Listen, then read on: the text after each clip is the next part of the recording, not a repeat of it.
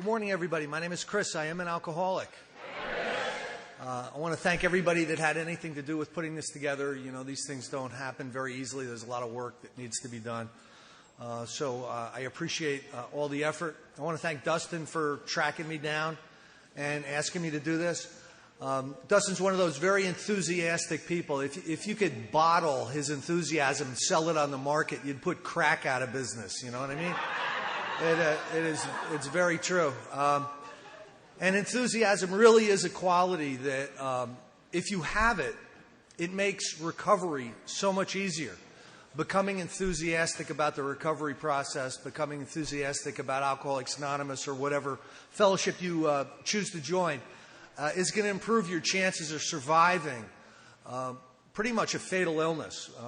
The statistics on alcoholism or drug addiction are not really promising. Many more people die from it than recover from it. So, you know, if you like life, if you like survival, pay attention and try to get enthusiastic. What I'm going to be talking about this morning, we're going to break for lunch around noon, but what I'm going to be talking about this morning is the first two steps. I believe that I speak from the book Alcoholics Anonymous. My experience really comes directly from the book Alcoholics Anonymous. I know that there are other experiences out there. There are a lot of things that you hear in the fellowships around the country these days. Basically, I come from the text Alcoholics Anonymous. So that's where I found my experience of recovery. So when I'm sharing my experience today, it's going to be based on having a recovery program from this book and the experience that has led me to, and some of my understanding of the process and some of the philosophy I've developed, basically explaining that process and explaining my experience. Now, I believe that step one is probably the most misunderstood step in recovery today. At a guess, I would believe that 80% of the people in AA or 80% of the people in NA don't even really know what the first step is. It took me a long time to get an understanding of the first step. In the very beginning, I thought the first step was, I really drink a lot. That means I'm an alcoholic. Or I thought, the first step is I just can't drink. No matter what, I just need to not take a drink. And I learned through experience, and some of that experience was based on relapse, and some of that experience was based on a recovery process. But I learned that that's not step one at all.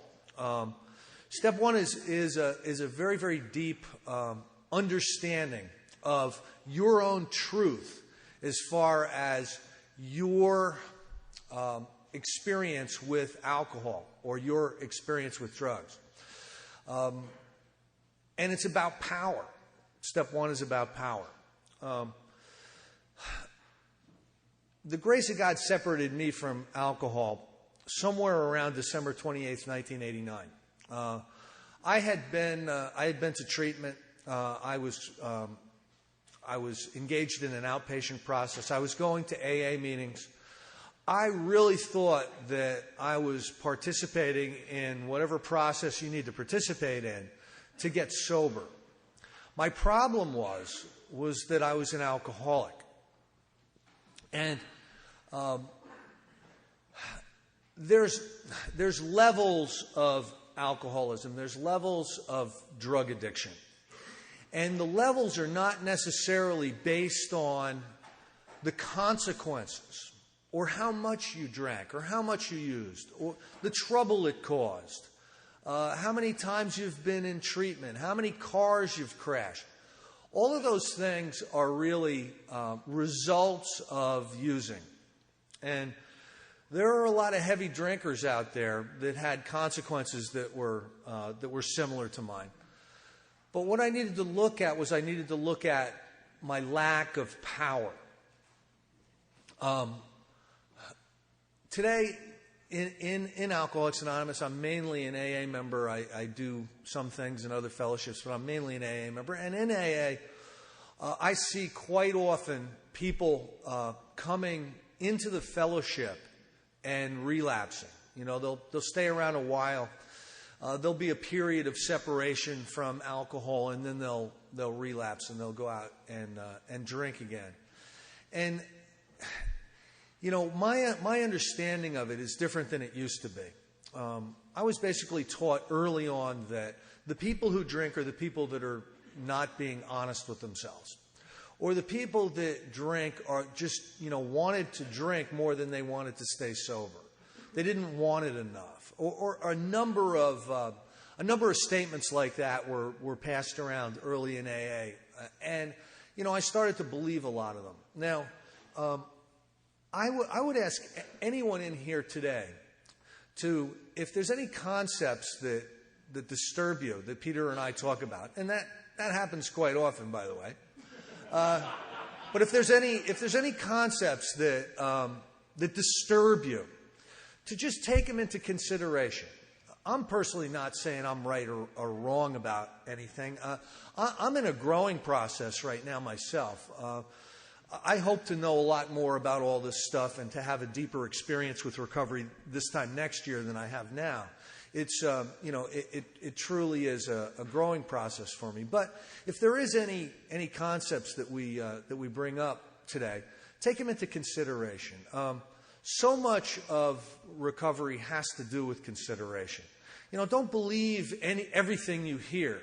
Don't believe everything you hear in the fellowship that you go to.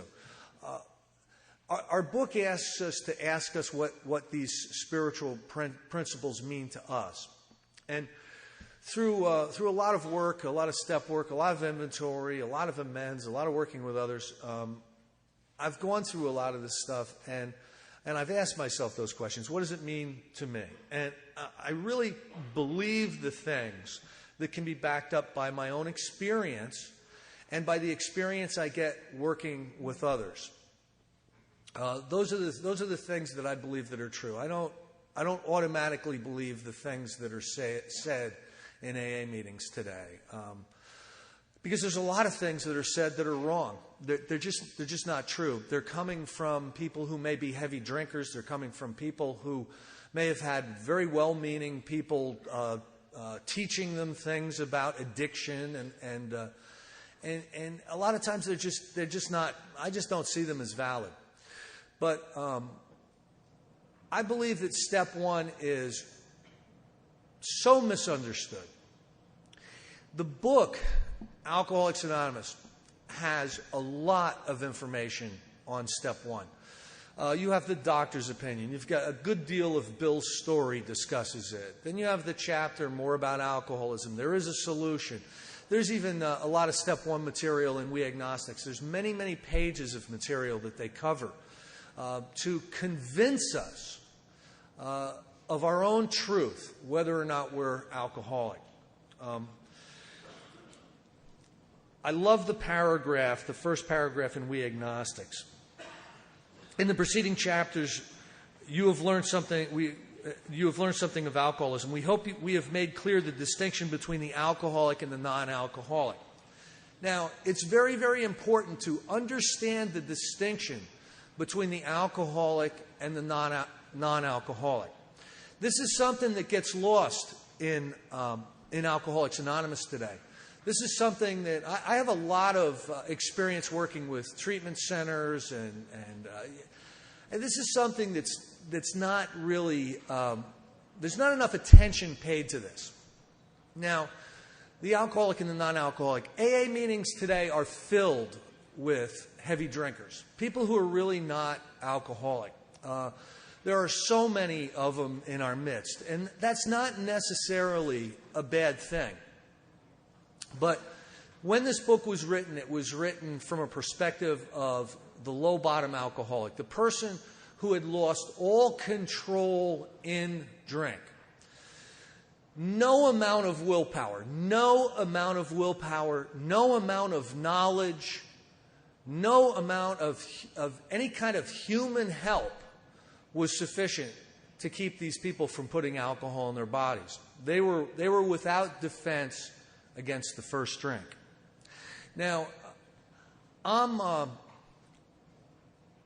I'm drinking between 1985 and 1990. My alcoholism increased a huge amount. Here's a typical day for me, somewhere between 1985 and 1990.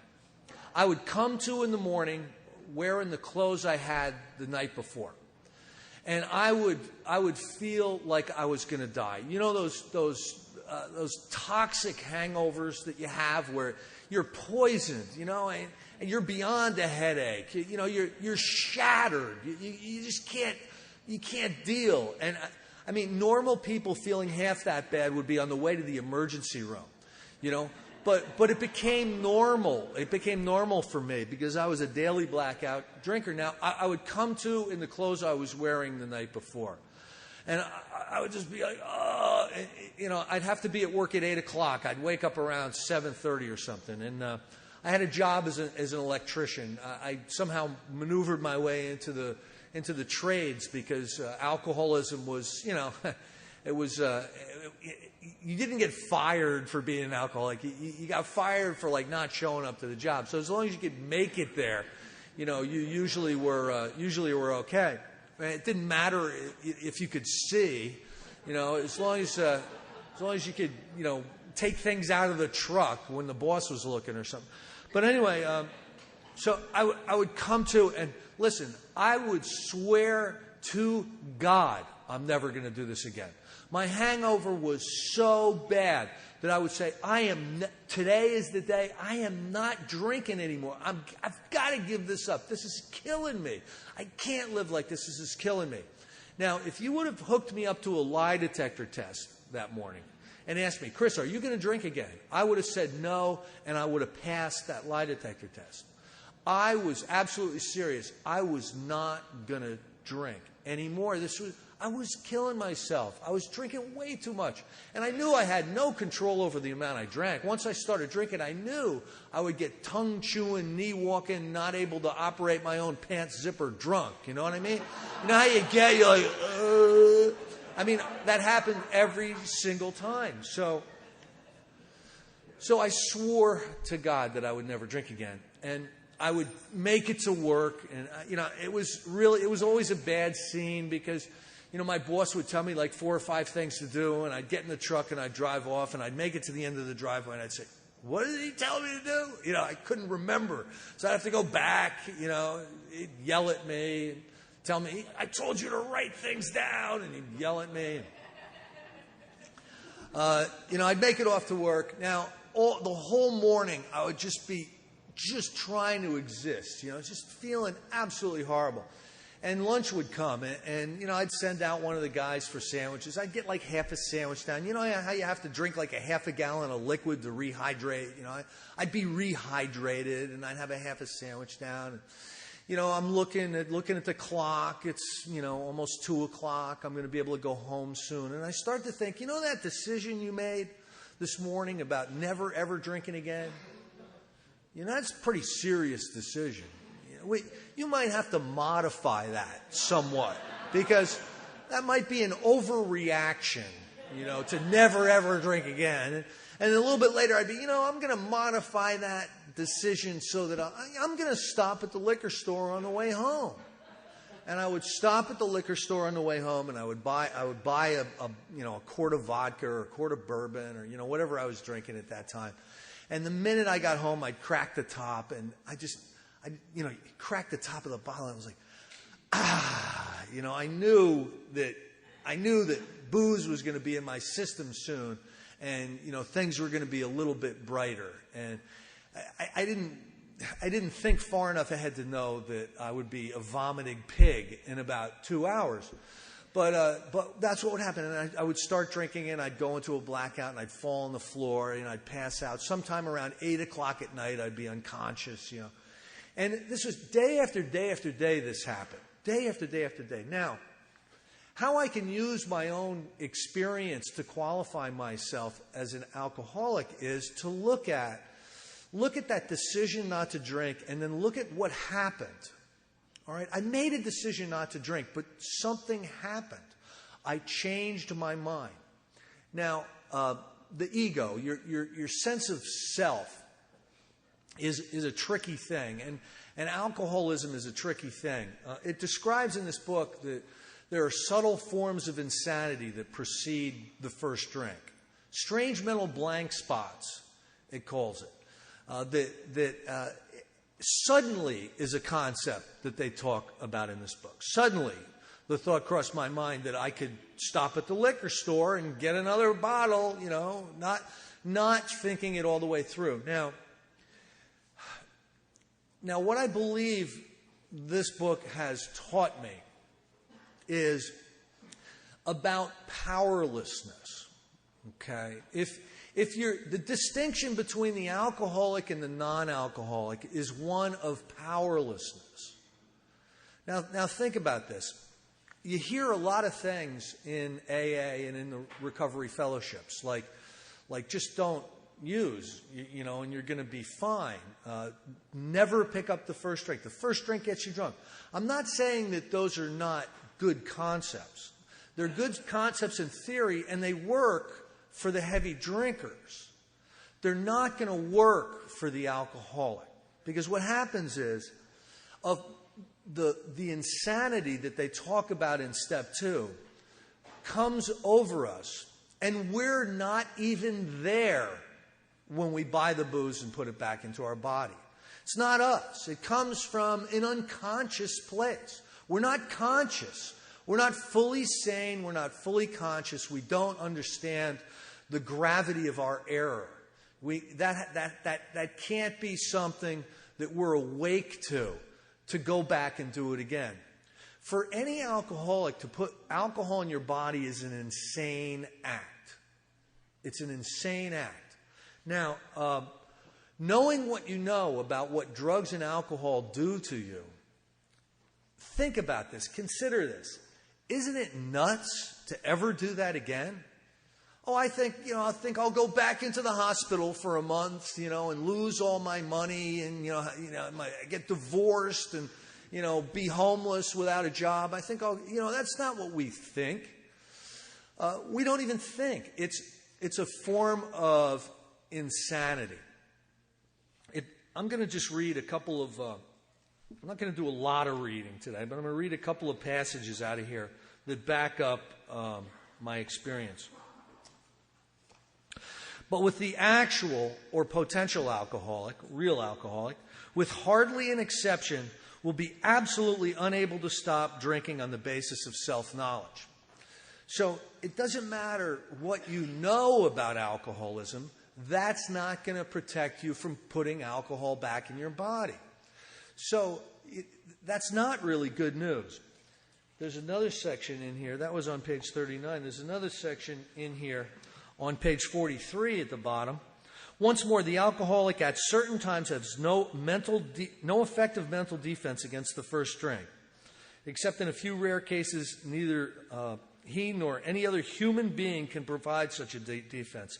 His defense must come from a higher power. Now, think for a minute about powerlessness. If you're going to concede to your innermost self that you're alcoholic, the step on the wall says we admitted we were powerless over alcohol. Now think for a minute about the term powerless. If you're powerless over alcohol, if you're powerless over drink, and if you have any defense on your own unaided will that can prevent you from putting alcohol back in your body, why don't you just do that? Then you're not powerless. Then you don't even need to admit to step 1. Okay? If when drinking you can decide to just have 2 and you just have 2, or you can decide to have 4 and just have 4, you can moderate. You're in control of how much you take. The next time you drink, why don't you just have 1? But the problem is, our experience shows us that it doesn't work. We somehow mysteriously change our mind. And we end up shutting down the bar. We end up sleeping in the car. Any car sleepers in here? Yes, a lot of them. I was not alone. Oh, man. I used to buy big cars, the big $100 pieces of crap, so I could really lay out in the back seat. Now, so think about this. If there's anything you can do to prevent alcohol from going into your body, can you even admit to powerlessness? Can you even take the first step? No. If you can control the amount that you drink, can you really admit to powerlessness? No. Let's say you never get that mental obsession. Let's say mentally you can prepare yourself to never drink again, and that works. Okay? Let's say it doesn't work. Let's say that you have the mental obsession. You can't help picking up that first drink. It's not something that you have any defense against. But you can control the amount you take. Well, the next time you drink, why don't you just have one? Again, try to think about this from your own experience. My experience was I desperately, desperately wanted to separate from alcohol for good and for all. Absolutely. I was always so ill from alcohol. And I ended up starting to do crazy things. I was becoming violent. I was unpredictable. I would do things in blackouts. Any blackout drinkers in here? Yeah, there's some hands. That's disconcerting, isn't it? Being a blackout drinker? You don't even know if you have any I nevers if you're a blackout drinker. You could have done anything. I used to show up in places. I'd come out of a blackout and I'd be somewhere. What am I doing here? Topeka with one shoe. Wondering, Topeka. Then you have to kind of pretend you want to be in Topeka because you don't want to look stupid. It was difficult. But no, I was a blackout drinker and people were alerting me to my behavior. The next morning, you know what you did? And it got to the point where, no, don't tell me. So I desperately wanted to separate from alcohol, and I couldn't. Listen, I'm telling you, this is how serious I was. I signed myself into a 28-day program. There was no pressure on me to do that. I said, I've got to go to treatment, and I went to treatment. 95% of the people in treatment were there for DWIs or, pressure from outside forces or to keep from going to jail or whatever. I signed myself in because I needed to separate from alcohol. I did it from a place of sanity. And then when I got out of the 28-day program, I was going back to outpatient. I was paying like $60 a night to sit around in a group, where people were talking about all their stuff, and the counselor was going on, and I didn't want to be there. I didn't want to, and I'm going to AA meetings. I'm going to AA meetings, and I'm in outpatient. I've just done treatment. I've told everybody I've quit drinking. I'm in Alcoholics Anonymous. Listen, if you're new or just coming back, don't tell people you're in Alcoholics Anonymous, please, because here's what happened to me. On the way to an AA meeting, the thought crossed my mind that if I bought a gallon of vodka and went home and drank it, it would improve my sobriety. Okay? Now, here's what I thought. I thought to myself, it's been almost 90 days since I got drunk. I'm not even really remembering what it was like to be drunk. And somebody in meeting said, if you can't remember your last drunk, you haven't had it. And now I'm also thinking, I'm going to AA, but I'm not doing all the stuff that I should be doing. I was shy. I had that self-centered fear. I was sitting in the back hoping nobody would talk to me. And, I thought that maybe if I got drunk again, it would help my AA stuff. So I drank a gallon of vodka to improve my sobriety. Now, in drink number 3, I realized the enormity of my mistake. All of a sudden, the physical craving, that allergy to alcohol kicked in, and all of a sudden, I realized, oh my God, I'm back on the treadmill. I don't know where this is going to take me. And for 6 or 7 months, I was drunk most of the time, and I was caught back up in that cycle, and it was absolute hell. But think about the insanity of that. I signed myself into treatment.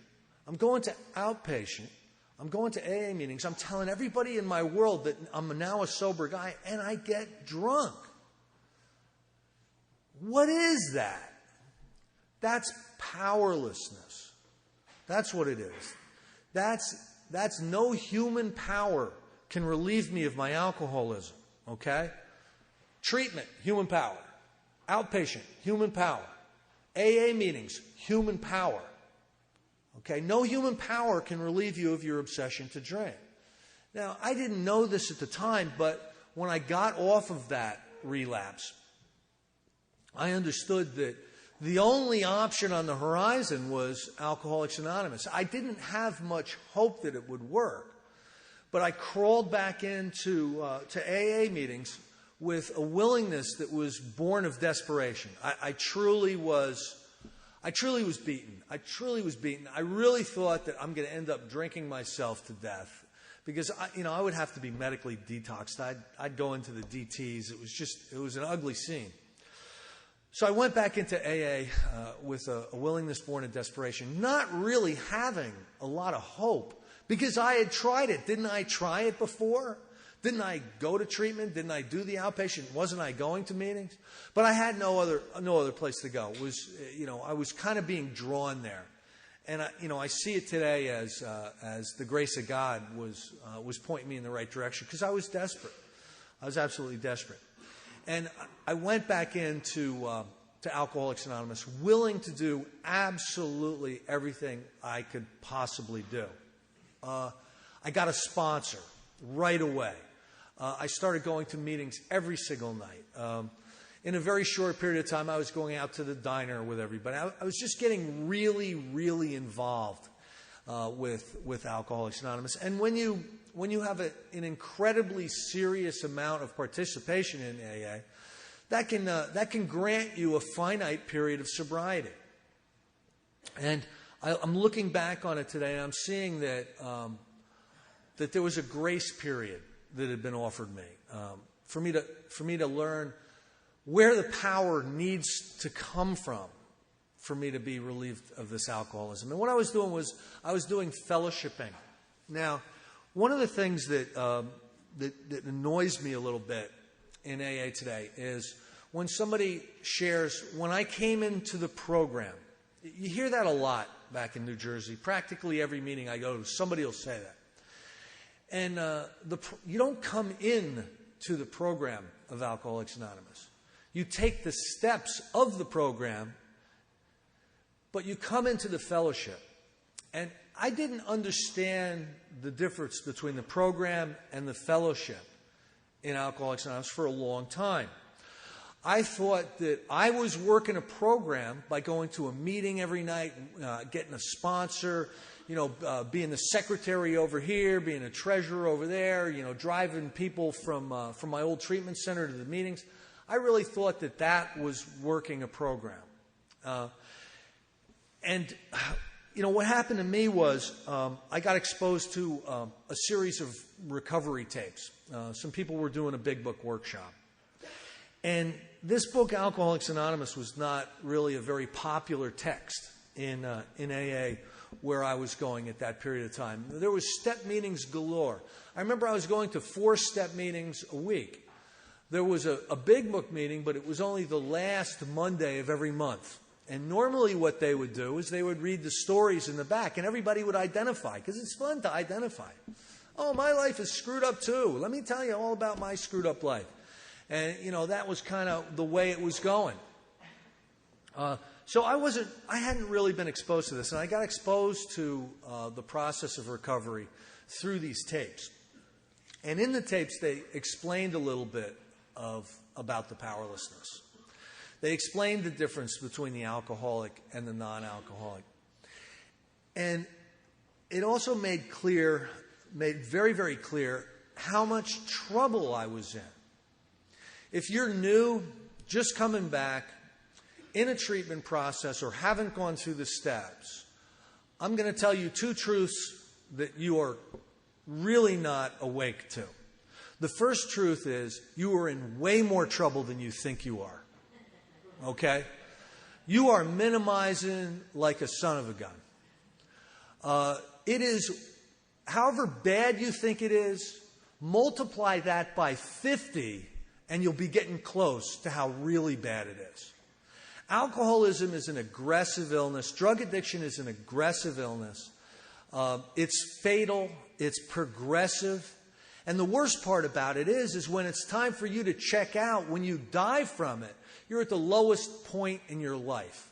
The people that still want anything at all to do with you either resent you or pity you.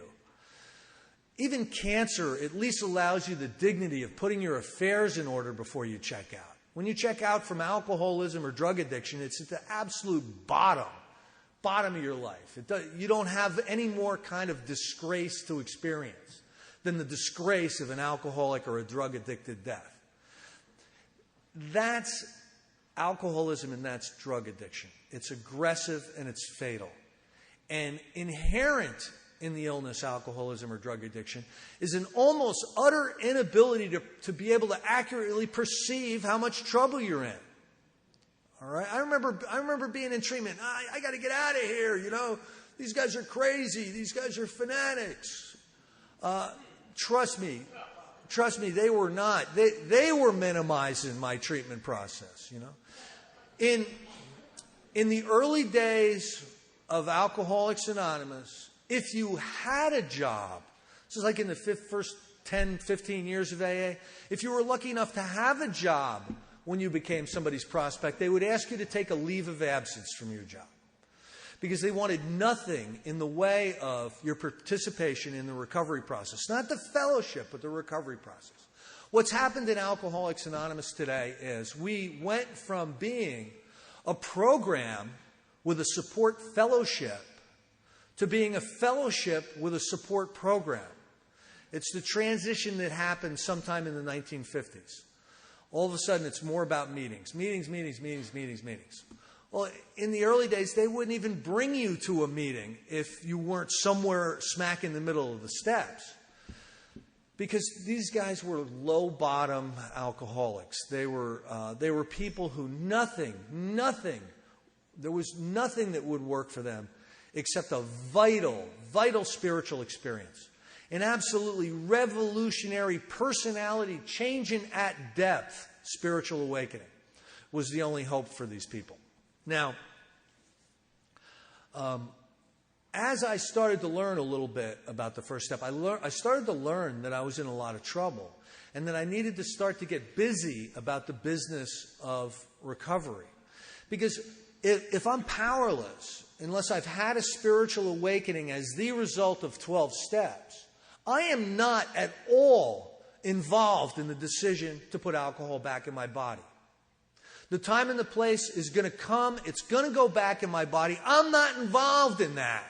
You can tell me whatever you want to tell me. Just don't do it, Chris. Or double up on your meetings or get a coffee commitment. I can be making coffee till the grinds are coming out of my ears. And if I haven't had a spiritual awakening, the time and the place could come, who knows when, and alcohol could go back in my body. Look at the relapse rate in Alcoholics Anonymous or Narcotics Anonymous. Look at the relapse rate.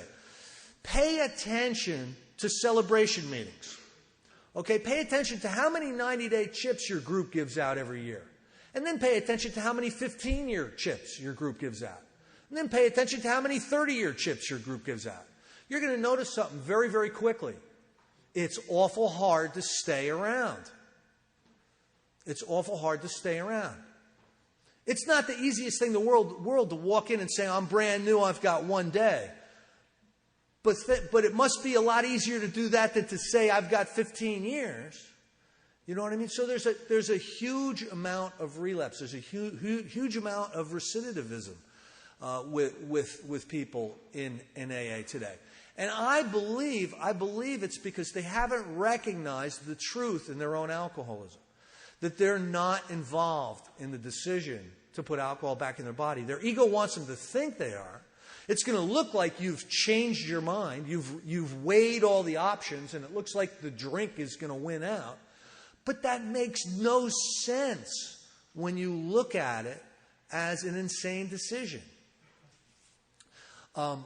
The term insanity really is more of a legal term than a medical one. And if you follow its definition back many, many years, you're going to see that the term insanity really really comes from when they developed the insanity defense. Back in Europe, 400 years ago, there would be town fools, there would be town idiots, and they would do something illegal, and they'd bring him in front of the court. Well, so-and-so, stole an apple, and it's like 5 years in prison for stealing an apple. And they look at this guy and they say, this guy didn't know he did anything wrong. This guy doesn't know the truth from the false. He doesn't know right from wrong. It would be cruel to put him in jail for 5 years. He didn't know what he was doing. So they developed the insanity defense, okay? Well, the insanity that they talk about in step 2, think about that. I'm not saying you don't take responsibility for your recovery. I'm saying that until you've had a spiritual awakening as a result of these steps, if alcohol goes back in your body, it's, you're admitting to powerlessness. If you haven't got the power, if the power hasn't been delivered unto you, what's going on? So these early guys, Bill Wilson and these early guys recognized this fact. They were all people who desperately wanted to separate from alcohol and couldn't. And the best doctor at that time was Dr. Silkworth, and you can read his letter in this book, The Doctor's Opinion. Think about this. He is the clinical director, per se, of Towns Hospital. Towns Hospital was one of the most prestigious treatment facilities for drug and alcohol addiction back in the 20s and 30s. I mean, that's where you would go. It was expensive, but that's where you would go if you had that option. And they were up to date on everything they could be up to date on at that time. And there was a classification of people that Dr. Silkworth would call the chronic, the hopeless, the doomed alcoholic. The people who were not going to make it. And this is what he would say. He would say, you're hopeless. You're not going to make it. Unless somebody locks you up, you're going to die or go insane. Here's your bill. And this is the absolute best that they had. And these are the people who came back and said, hey, Doc, we're working this program of recovery, and we've recovered. Look at our lives. Our lives and he's looking at these people like those were people I had diagnosed as hopeless or doomed, and all of a sudden they're sober. What's going on? And he started to pay attention to this recovery process that Bill and the guys were going through in the early days. And although he didn't understand it, because it's a spiritual process, it's not a medical one or a psychiatric one. He didn't understand it, but he knew that something was going on. Whatever you guys are doing, keep doing it, because, I don't know what you're doing. I don't know why it's working, but just keep doing it, because I had you written off. I had told your wives and family that they had maybe a year, and you were going to be dead.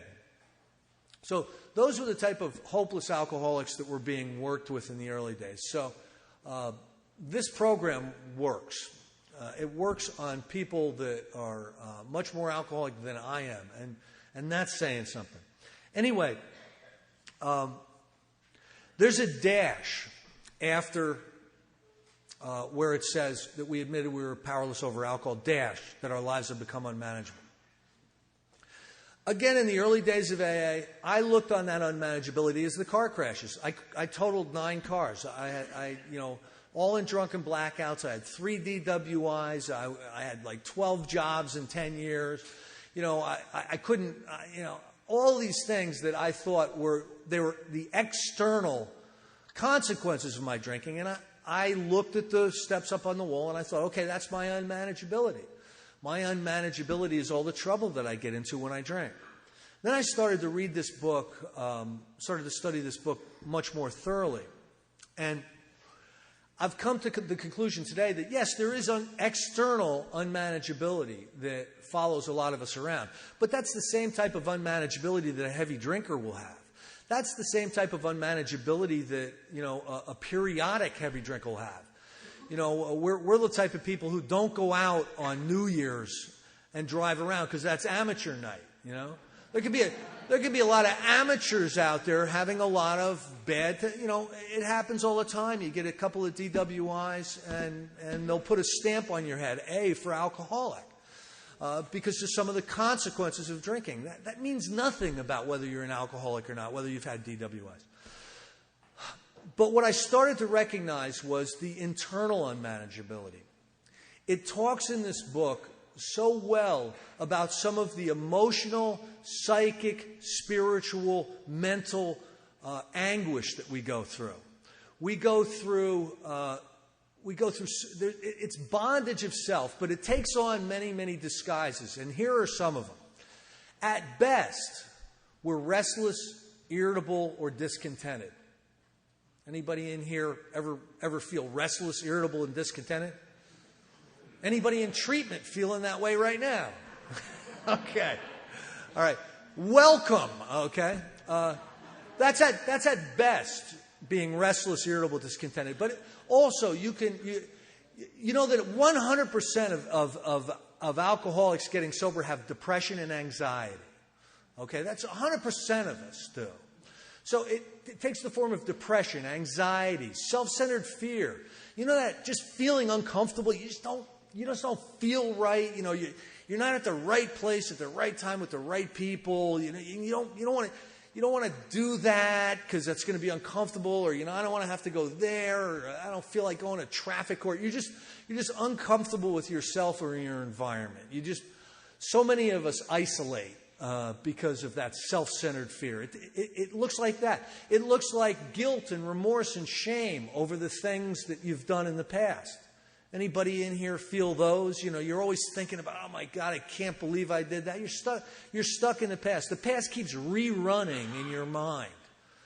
Okay, that's part of the unmanageability. And the self-centered fear, you're always worried about and anxious about the future. So many of us end up in hospitals with anxiety attacks. We think, oh, I'm having the big one, And you get there and they hook you up to all the machines and they're like, there's nothing wrong with you, that happens to us all the time. This is like huge amounts of anxiety, huge amounts of depression. Just our emotional quality of life is in the pits so often. Now, I think that ties in a lot to our alcoholism, because it's a dash. It doesn't say end. It says that we're powerless over alcohol, dash that our lives have become unmanageable. I believe that unmanageability is alcoholism. That unmanageability is what we treat. Obviously, we want you all to not drink. But, so many of us get separated from booze. We don't have really an alcohol problem. We have a manageability problem. Our lives are unmanageable. There's no quality to it. Sobriety becomes untenable to us. Just being sober gets to the point where, all of this emotional and spiritual and mental torture just gets to be too much for us. The obsession of the mind comes in and we drink or we use again.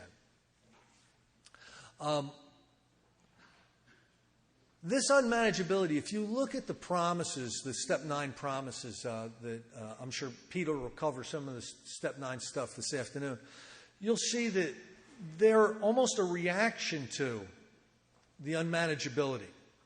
In other words, there's a promise that covers practically everything on page 52, the bedevilments. The bedevilments are a really good indicator of what kind of recovery you have at the current time. I'm going to read a couple of them. 52. We were having trouble with our personal relationships. You don't have to raise your hand. Just say to yourself yes or no. Just affirm to yourself whether or not you're suffering from these things currently. We're having problems with our personal relationships. We couldn't control our emotional natures. We can't be happy if we want to be happy. We can't rid ourselves of depression. We can't get rid of that self-centered fear or that guilt and that shame. We were a prey to misery and depression. We couldn't make a living. I tend to look at this like we can't make a quality of life. we can't develop the quality of life that we want. Our quality of life sucks. And we know that, and we don't want that, but we've been almost powerless to be able to change it. And a lot of times it looks like it just keeps getting worse. We had a feeling of uselessness. We were full of fear. We were unhappy. We couldn't seem to be of real help to other people. Okay? Those are some of the bedevilments. That's one of the ways that our unmanageability shows up. I would say, I would stand my ground on this. If you suffer from these things, you have step work to do. Okay? That's alcoholism more than drinking is. That's alcoholism. I don't believe alcohol causes alcoholism. I believe that spiritual malady causes alcoholism. I think it makes us predestined to try to find some outside source to put into us to make us feel good, because we just don't feel good. We never feel good. So we're always looking for that outside stuff. A lot of people that come into AA that don't get really busy with the steps but stay sober find other obsessive compulsive ways of trying to make themselves feel good. Sex, food, buying more toys, working really hard, trying to make more money. We're looking for outside things to put into us to make us feel better. But the problem is it's an inside job. It's an inside job. We need to find that peace and that serenity and that recovery from inside. It's a God job, and we're trying to do it ourselves. And alcoholism is much too aggressive an illness for us to be able to play around and do a lot of stupid stuff and read self-help books. Anybody in here read a bunch of self-help books trying to figure out what the hell's wrong with you? All those self-help books, the joy of resentment, and I'm okay and you're a horse's ass. There's a lot of them out there, and I came into AA and I had probably 70 self-help books. And my sponsor said to me one time, he goes, "What is this?" He goes, "Where's your section for helping others?" I'm like, "Well, I don't have one of those." He goes, "That's your problem." Selfishness and self-centeredness, that we think is the root of our problem. So anyway,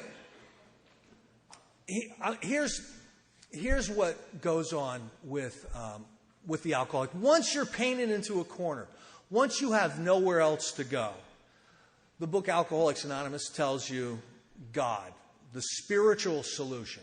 Spiritual living is really going to be the answer to this solution. And they have a series of exercises in here. Where these exercises came from is when Bill and Dr. Bob were getting sober, they both, independently of each other, got involved in the Oxford group. The Oxford group was kind of an evangelical Protestant satellite type of a fellowship, but it was about behavior. So much of religion is about belief. This was about behavior. This guy Frank Buckman decided that he would make part of being an Oxford group member. Inherent in being an Oxford group member would be that you would follow certain ways of behavior. You would pray and meditate. You would make restitution to the people that you had harmed. You would witness. You would try to help other people. You would admit that of yourself you're nothing. You need God's help. You would share your sins with another person in confession.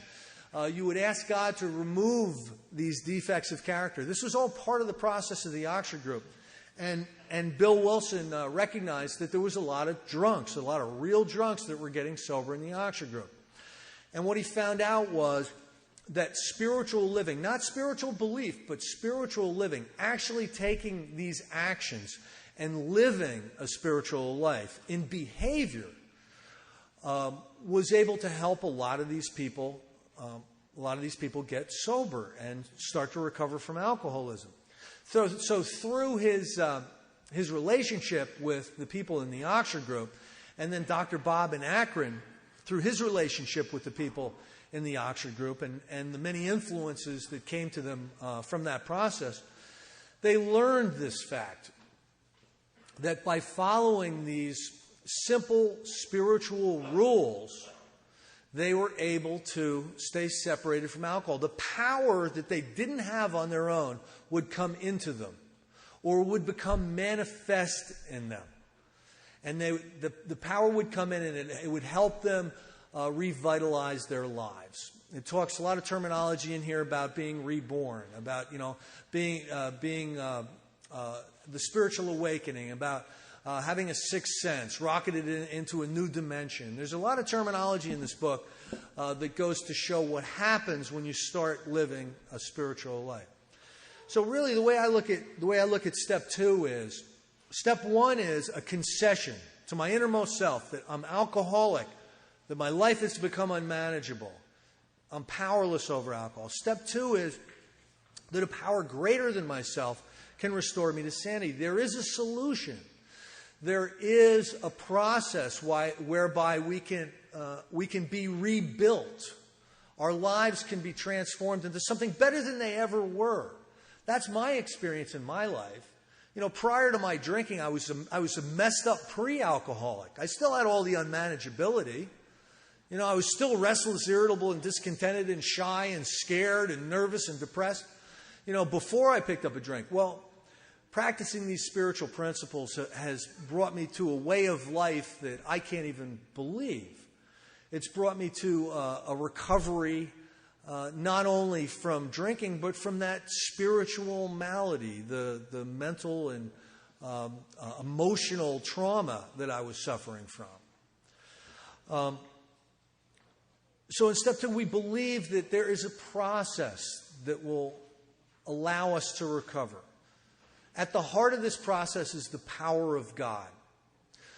We need to start to believe that there's some type of interventionary process that can happen to us. We can make ourselves available to that interventionary process. We can put ourselves in the spiritual atmosphere for recovery to take place.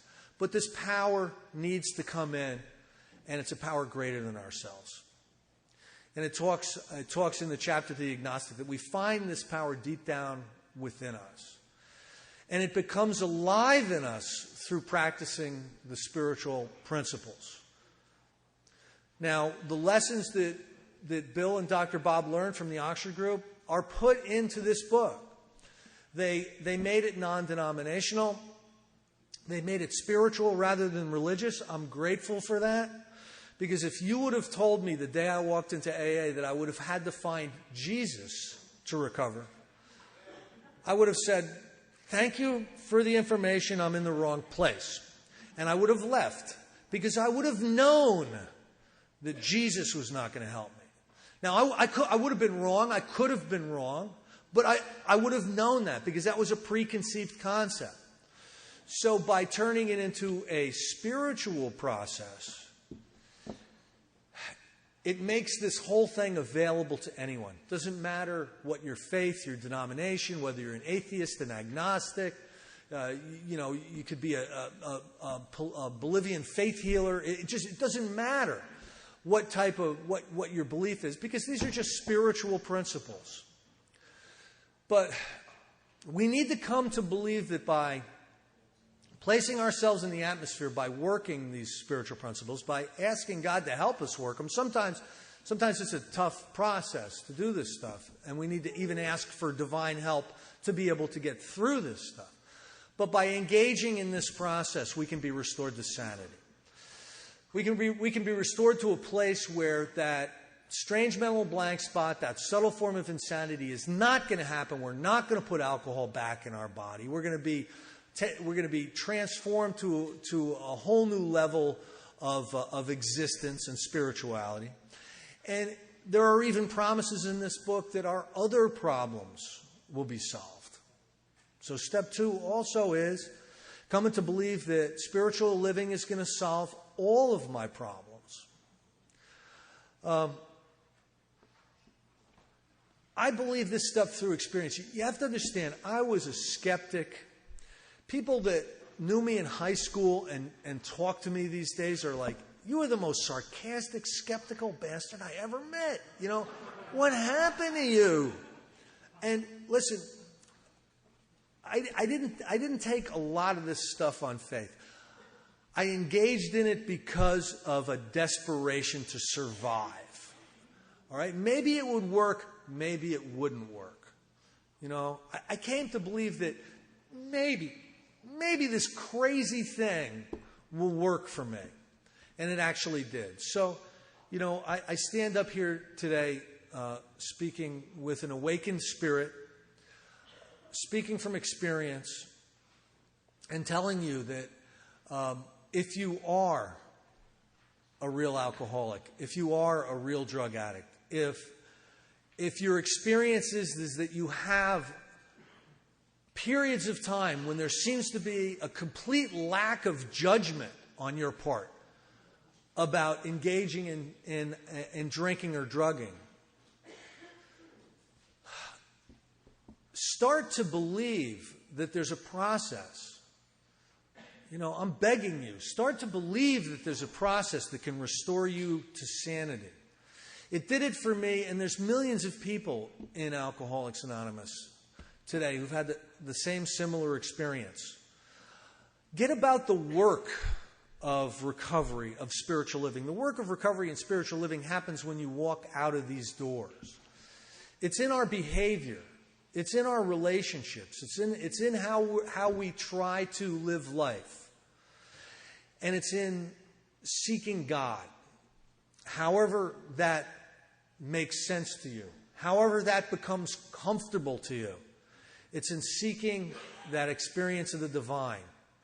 That power that comes from God that can restore us to sanity and solve our problems.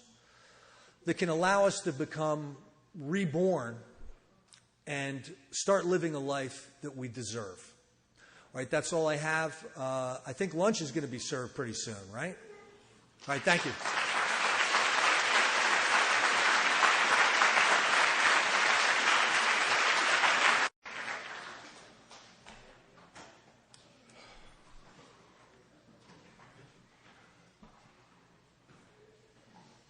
My name is Pete. I'm a recovered alcoholic.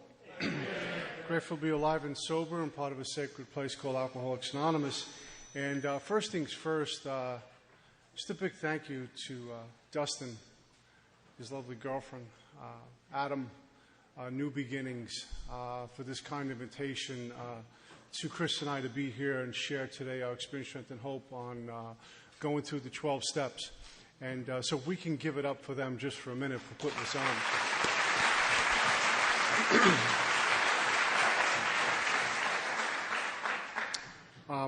Getting to do these things is one of the many bright spots in my life that I get to experience being on this journey, being on this path as an active member in Alcoholics Anonymous. And I get to do things like this. I get to work with others. I get to go to meetings. I get to do. I don't have to do. I don't need to do. I get to do it because God gives us this opportunity to recover. And I'm still willing to go to any lengths to recover. And I seek this information. I seek my God still with the desperation of a drowning man. I'm a seeker of experience. I'm not a seeker of knowledge. I'm not a seeker of faith. I'm not a seeker of beliefs. What I am is a seeker of experience, because my experience has proven to me that when we experience this power called God, we experience the conversion, the transformation, the revolution, and we become new people. We get reborn and resurrected in Alcoholics Anonymous. Acquiring knowledge, anyone can read the big book of Alcoholics Anonymous and acquire knowledge. A lot of us have a lot of belief in things until our back's against the wall, and then self-will takes over. Right? A lot of us have faith in things until our back hits the wall, and then self-reliance takes over. But being in an experience with God, we know it works. Like when we walk in a room and turn on a light switch, there's no thinking we turn on a light switch, wait for the lights. It's worked a million other times. Experience with God. Seek experience. I'm a seeker of experience. God separated me from alcohol June 23rd, 1988. I'm a recovered alcoholic.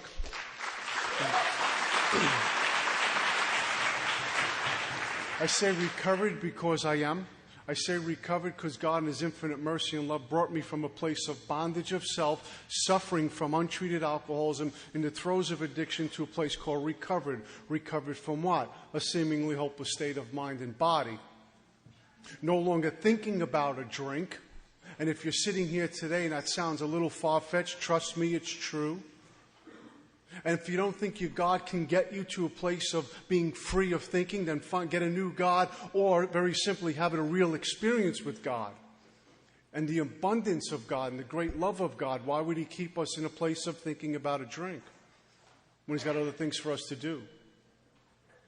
If I'm not thinking about a drink, it's because I've been freed of thinking of a drink, which means I'm freed of drinking. There's no more craving going on. There's no more allergic reaction going on. Right? Freed of a seemingly hopeless state of mind and body, and it all happens because of awakening of the Spirit. I'm also recovered, and I say I'm recovered from a lot of other things like untreated alcoholism. See, a lot of us who come into Alcoholics Anonymous and we're physically separated from alcohol, we get to a place where we're no longer thinking about a drink, therefore we're not drinking, and we're kind of on this journey, and then we experience a little reemergence of ego, like we think we're in charge of our recovery. I'm in charge. I know better than God. And there's little subtleties how that starts to manifest in our life, and then we start to experience being restless, irritable, and discontented. We start to, instead of visiting page 52 in the big book every once in a while, we start to live quietly on page 52. And I say quietly because the ego demands that I do not tell anyone. So what I need to do is seek comfort somewhere. And alcoholism goes underground and resurfaces in other areas, and it shows up, it manifests in a sex spree or a food spree or a money spree or an anger spree or a fear spree, but something to take me away from where I currently am. And then I walk into an AA meeting and say, Joe, how you doing? I'm fine. Everything's fine. I'm fine. Dying on the inside. Just in the middle of an anger spree. Just finished hollering at the wife, kicking the dog, cursing people on the highway on the way to the meeting. Walk into a meeting. How you doing, Joe? I'm fine. Everything's good. Beautiful. Couldn't be better. Live and let live.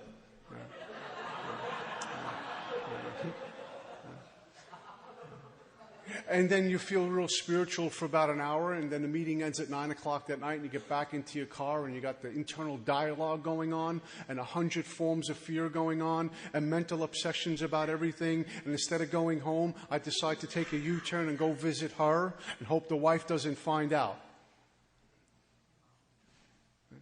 Or for you ladies, go visit him and hope he doesn't find out, because I need comfort. I need to get away from all of this. Or I go on a food spree. I go on a spending spree. And I'm spending money I shouldn't be spending on gambling and things like that. Right? And I think I'm running away. I'm running to comfort, and all I'm doing is running away from the dis-ease and discomfort that I'm experiencing again. And it has never left. That's why I always tell people, I encourage people to continue reworking the first 9 proposals. Have the new experience with God. Grow in understanding and effectiveness. Enhance the experience you currently have. If you're feeling free today, do you want to get freer? It's by reworking the first 9 proposals, get rocketed into 10, 11, and 12, and give the whole thing away, and God will replenish me, like this aqueduct, to me and out to you. We're never a shortage of God's power. And we keep on the firing line, living in all 3 sides of the triangle.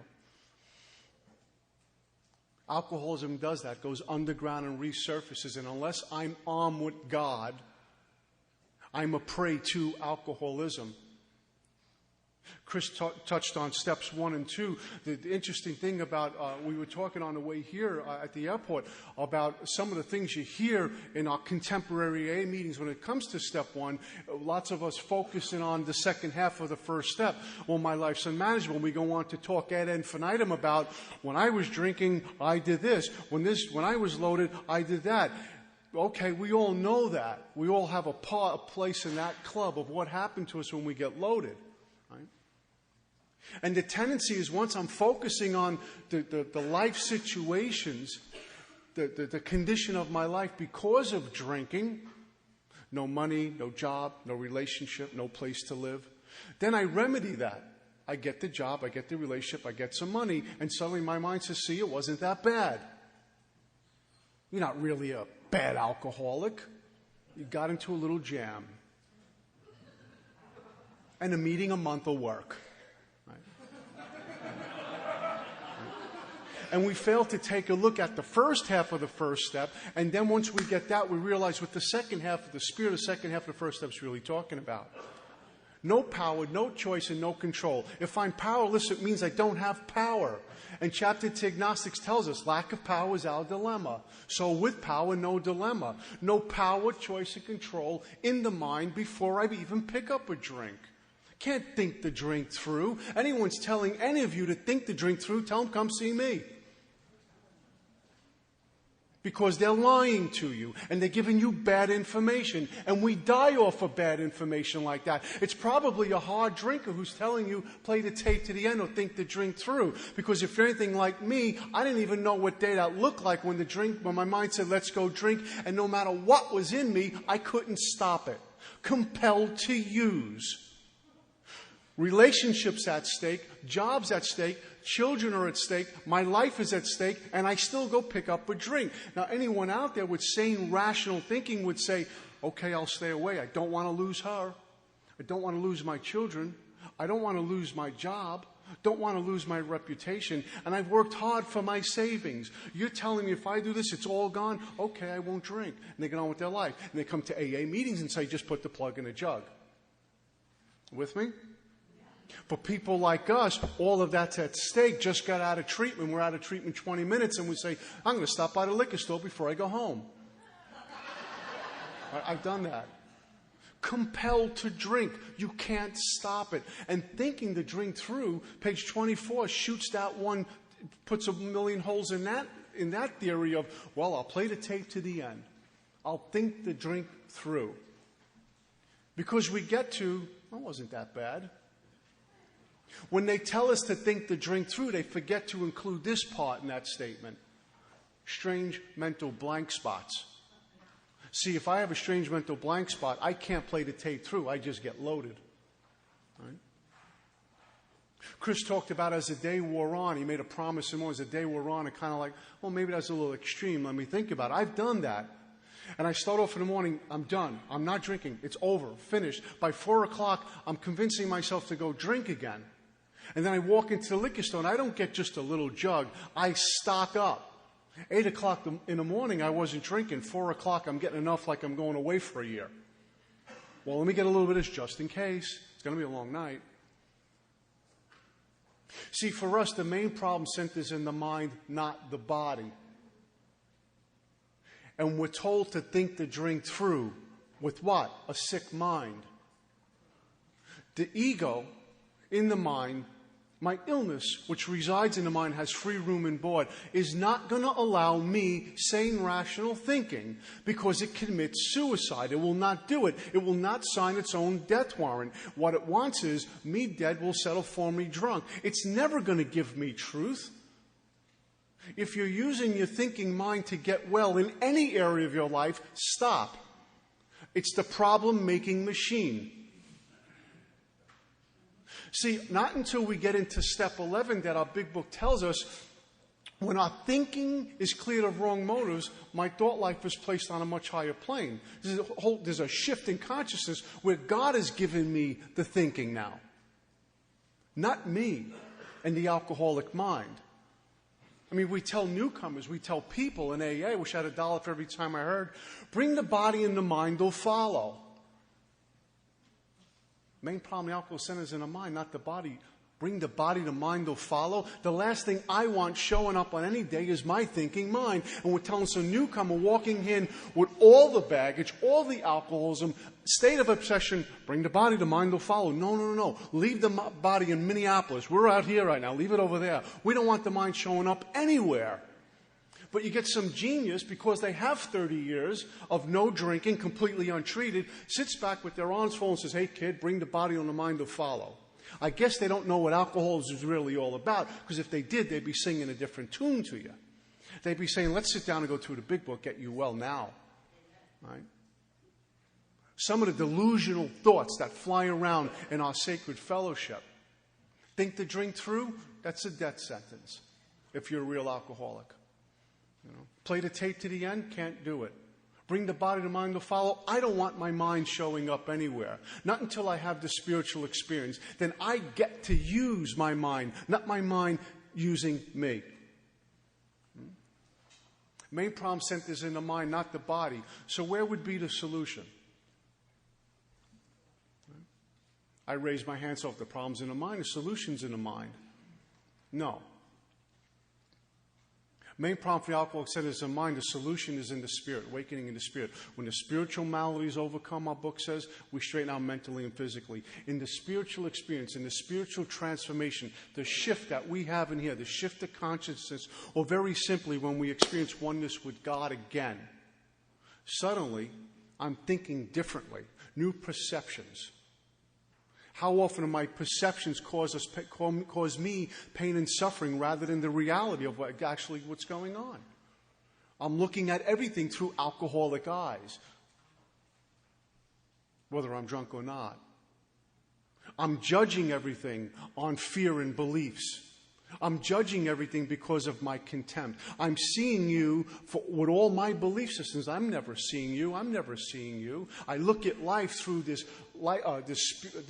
body that's untreated, completely bankrupt, if you will. And yet I expect to have healthy, happy relationships with others. I walk up to you, I say hello, and I got all these judgments coming at you, all this contempt coming at you. Not even about you, but my whole life. That has to go. I say that because we show up to God with the same thing. In chapter 2 Agnostics, it says how more difficulty arises when we talk about God. The difficulty that arises when we talk about God, if you're anything like me, was not God with me, but me with God. There's no difficulty with God in me. It's my perceptions about God, my judgments about God, my misconceptions and perceptions about this power, my belief systems and contempt about God. God had no problem with me, no matter what I did. It was me coming at God. And that's how I show up to everyone with. And I come into Alcoholics Anonymous and they said, a power greater than yourself is going to restore me to sanity. Didn't I just tell you I hate God and you tell me to go to God now? Great information chapter Agnostics gives us, though. Our own conception, no matter how inadequate, was sufficient to make the approach. Blow the doors wide open for us. There's no way around that. Your own conception of God, no matter how inadequate, no matter how limited you may feel with that, are you willing, yes or no? You're off and running. Whatever your conception of God is, no matter how inadequate, no matter how small you think your God is, are you willing, yes or no? Good, you're off and running. Are you willing, yes or no? A little 3-in-1 oil will work on that door.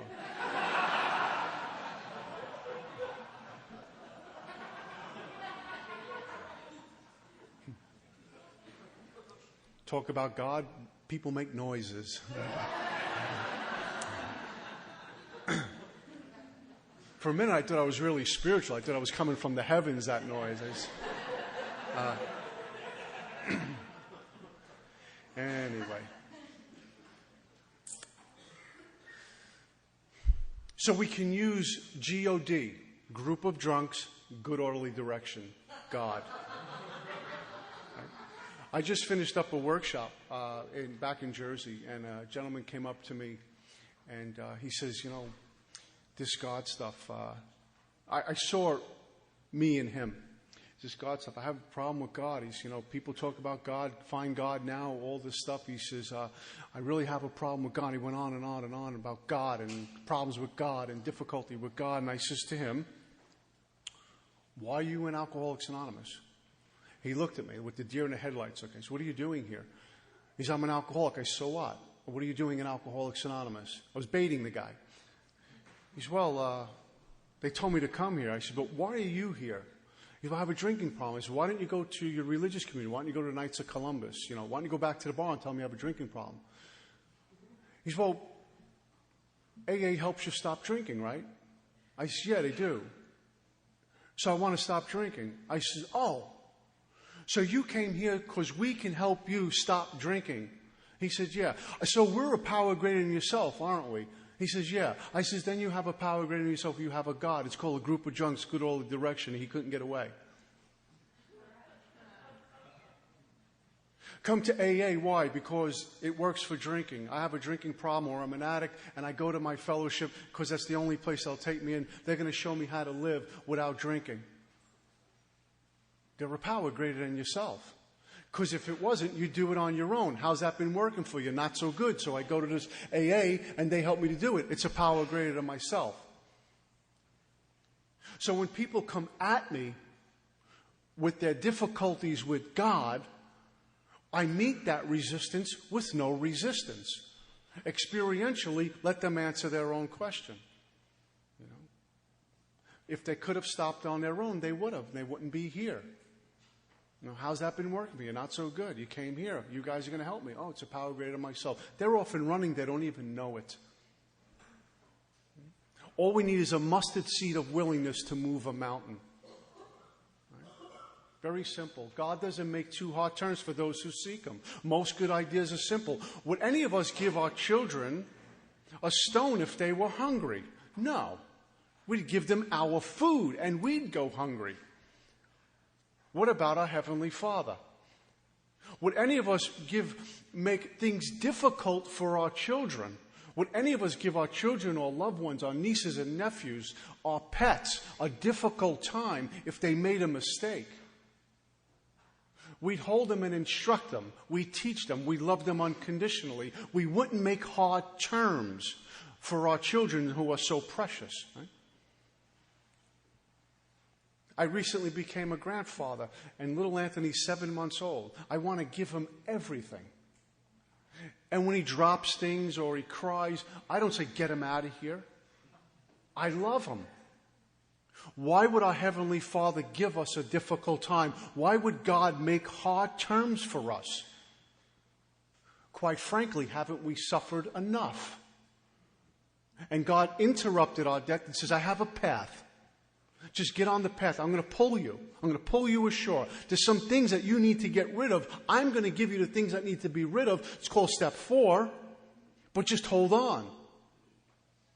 The difficulty is the ego getting crushed, the manifestations of self-dying, which has to be done in order for us to live successfully. It's called 4 through 9. And it starts with a decision in step 3. And it's just a decision. See, contemporary AA is going to tell you, work the first 3 steps. Challenge that. Don't roll over and let it go.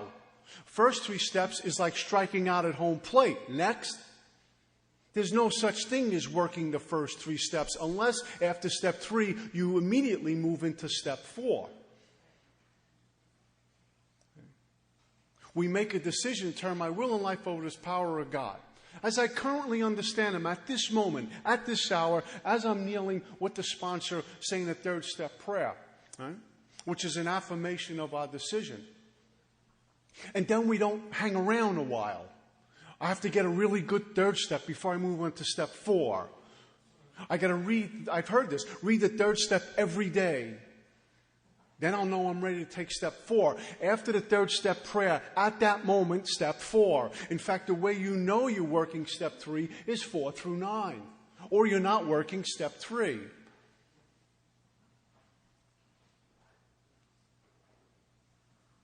A lot of the belief systems in our glorious fellowship will tell you, just hang around with 1, 2, and 3. Get a good 1st step. I'm here. I have a good 1st step. Right? Now, there's some things, some considerations when I sponsor people that I give them in step 1 to get really clear on that lack of power, choice, and control, and that the real unmanageability is because of that lack of power, choice, and control, besides the conditions of their life. But I see someone walk into Alcoholics Anonymous and I get to know them. They've qualified. I don't need to work a really good 1st step. I take a look at step 2, point it to the solution, and make a decision in step 3. For what? To turn my will and life over to the care of God. What does that mean? Well, I'm going to do 4 through 9 now and get free.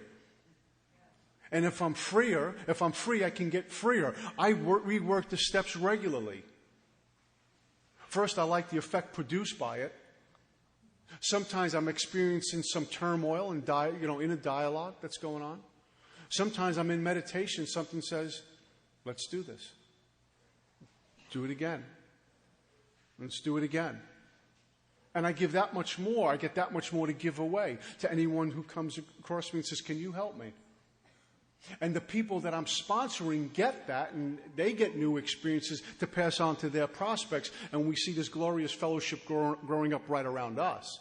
My home group is called the Vision for You group in Union, New Jersey. And what's really has happened in 4 years is that the sponsor has a prospect who has a prospect.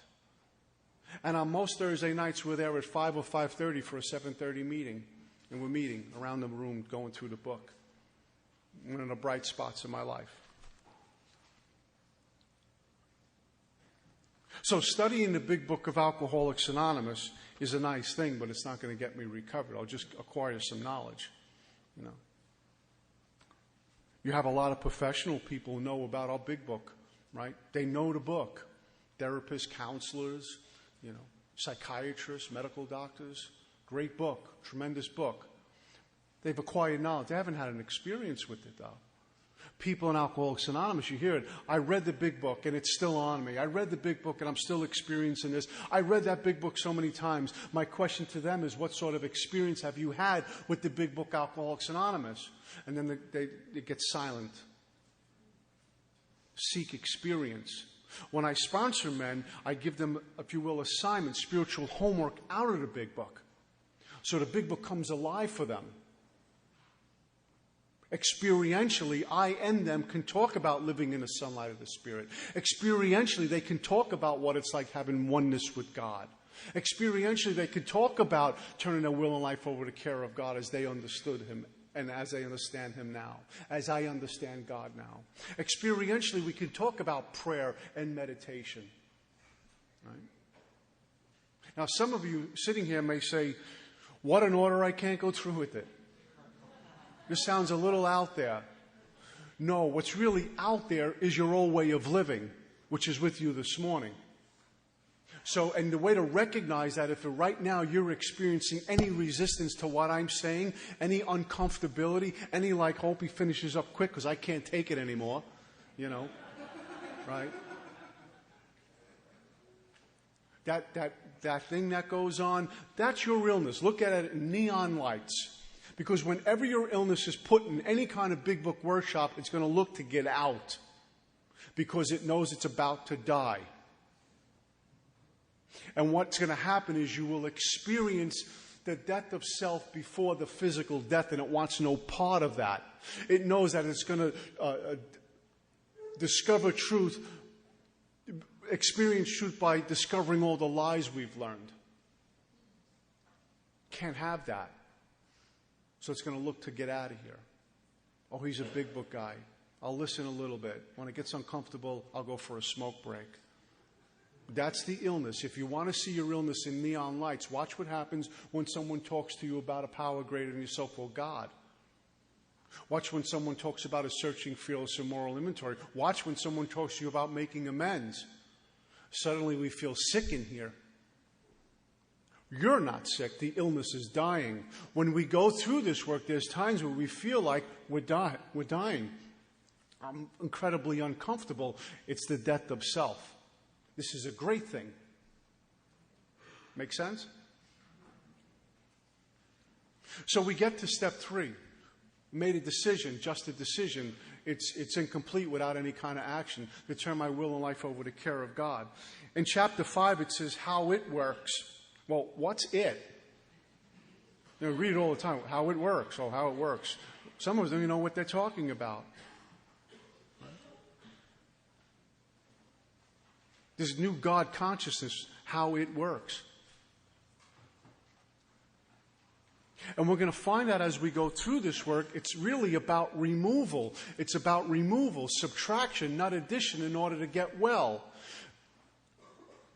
When I was first coming in, I've heard this many times over the years, so many of us talk about that hole in the soul, that void, I'm empty. Right? And we look to fill up with the relationship, we look to fill up with money, jobs, whatever it may be. Go to a gym, get a good tan, gotta look good, gotta feel good, looking out there, looking for external things to make me well in here.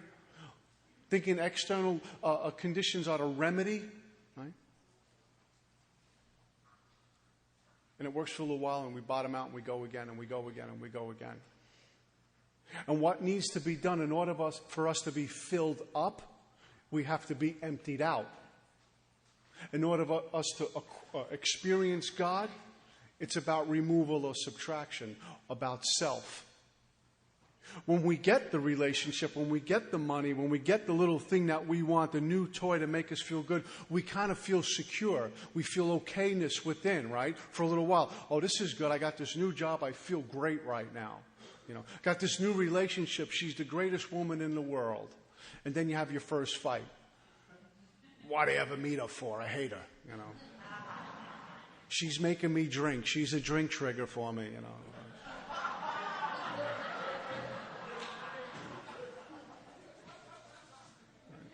I love it. First 90 days you're in a relationship, smile from ear to ear. You're actually euphoric off the relationship. 6 months later, you come into the meeting like this. How's Donna? She's still breathing,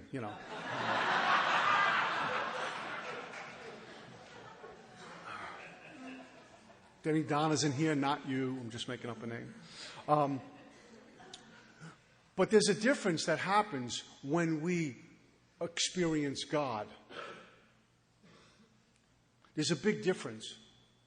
Because we're no longer walking around fearful and insecure, but we've gained a new level of awareness, a new God consciousness, and we feel insecure, inner security, insecure. So rather than feeling insecure, we get insecure. Make sense? Okay. Rarely have we seen a person fail. Fail at what? Sobriety, God consciousness. Who has thoroughly followed a path. Which path are we talking about on page 58? What path are we talking about?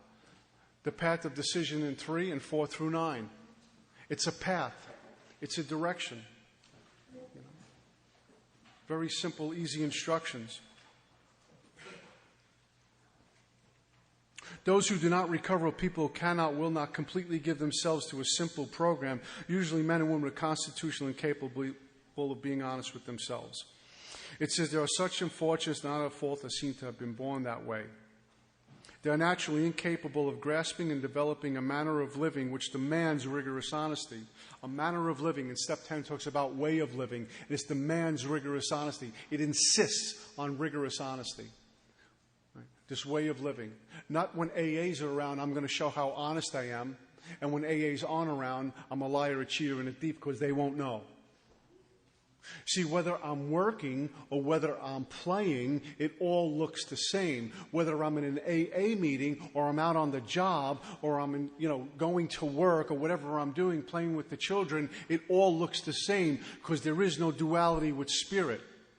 We get moved from moment to moment. So if someone drops a $100 bill on the floor in an AA meeting, I say, here's your $100 bill. Don't I look good? I'm so spiritual right now.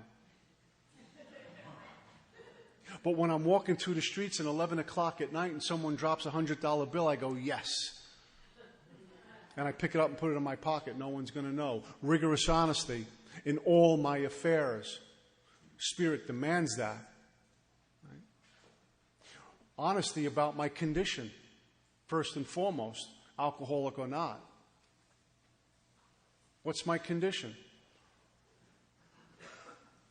Have I not only conceded to my innermost self, but took stock of the hopelessness condition of what I suffer from alcoholism? Do I truly know deep down in here that I have no power, choice, and control, and I can't stop it? Rigorous honesty. I'm not just saying it because it sounds good, but I'm really saying it because this is my condition. I need help now. It says there are those too who suffer from grave emotional and mental disorders, but many of them do recover if they have the capacity to be honest. We have the capacity to be filled with the Spirit of God. I say filled, not that we have to acquire the Spirit of God, but just filled with the Spirit of God. Really what it comes down to is the new God consciousness, the awakening that God is with me. And the only way that can happen is by removing what's in the way. This cup of coffee, if I filled it to the top and poured more coffee, it would just spill all over. If I let the coffee sit here for a few months, you wouldn't want to drink it. It would get kind of ugly. What I have to do is pour out what's in there. And because it has the capacity to be filled, it just needs to be filled with new. And what our book is going to do is remove what's in the way. Steps 4 through 9. I don't need to go out there and acquire anything. I don't even need to go out and acquire God. Find God now. A book is not saying go get MapQuest and go find God. Right? God is out there and we're off. The great reality is deep down within. It's actually God is with me. God is with you. We're one with God. What needs to be done is have things removed from us, and we find God never left. It's been here all the time. There is no duality with us in God. See, a lot of our religious beliefs, like me, told me that God is out there. Maybe He is. God is out there, and I'm down here. And if I'm lucky enough, I may get to see Him one day. And if I sin once, if I miss the mark once, oh boy, am I in trouble. Because God's going to sit back and say, well, let's think about Him for a little while. Right? So many other spiritual literature, including our book, doesn't say that. It says the great reality is deep down within. The guy or woman who's drinking under a bridge right now has the Spirit of God in them as much as I have right now. The difference is the awakening.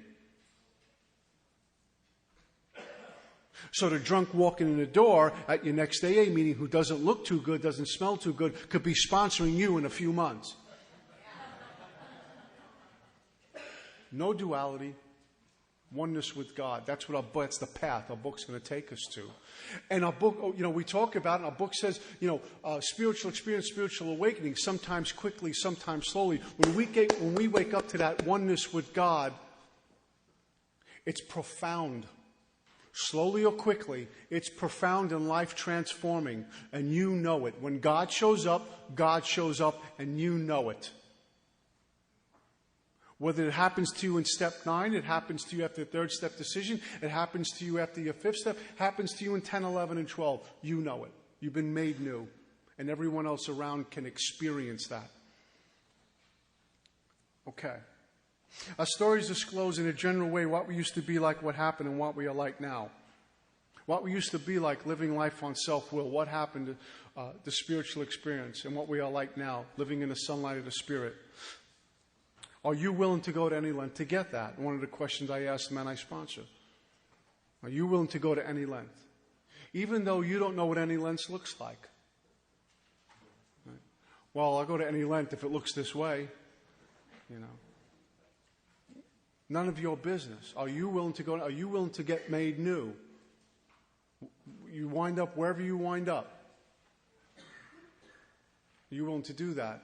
Guess what? If I've been leveled in step 1, I'll sign up. It's got to be better than where I currently am. On page 60, it talks about the ABCs, that we were alcoholic and cannot manage our own lives. Am I convinced of that?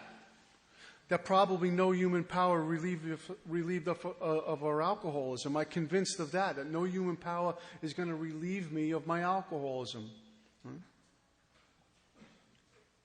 Am I convinced that no external condition is going to relieve me of my alcoholism? And am I willing to seek God? All yes or no. Am I willing? Yes or no. Am I willing? Yes or no. At that point, we can move. It says the first requirement, there's some requirements. They'll tell us in Alcoholics Anonymous, well, the only requirement for membership is a desire to stop drinking. That's for membership of this fellowship. But in order to get well, there's some things we need to meet.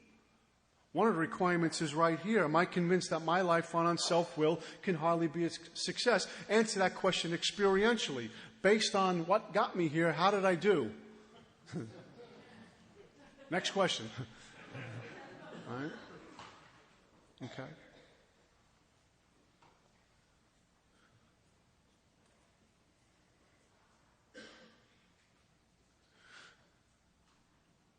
Most of us take a look at what our book refers to as these motives. Self-seeking when trying to be kind. We'll be aggressive with people. We'll be really nice to people. I'll listen to you. I'll loan you things. Because it's really about feeding me to get a desired result. And when those things don't go the way I want, I become incredibly angry and resentful at you for not doing what I want. Because I played a director in every area of my life. Simply, I played God in every area of my life. I need you to say exactly what I want you to say when I say it's time to say it. I need you to behave a certain way. Going to an AA meeting, right? Chop the speaker up in a million pieces because they didn't sound exactly like you wanted them to. No greeters at the door at this meeting? I'm going to another meeting. And then we gossip about that meeting for a month, right? Because we love the drama.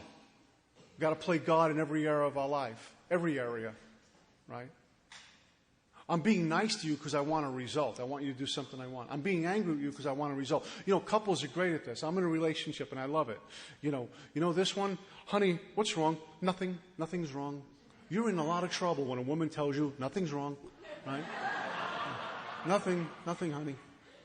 That silence going, you walk around with that face and you want them to know exactly what's going on with you and say, honey, I'm so sorry. I forgive you, I'm looking to get a desired result. I want a result. I want you to do what I want. So I'm going to argue with you. I'm going to be really nice to you. I'm going to walk around in silent scorn. I'm going to do whatever it takes because it's all really about me. It's not even resolving the conflict. I don't care about that. I just want to feel good. I don't care how you feel either. I want to feel good. An alcoholic with a motive ought to be considered armed and dangerous, right?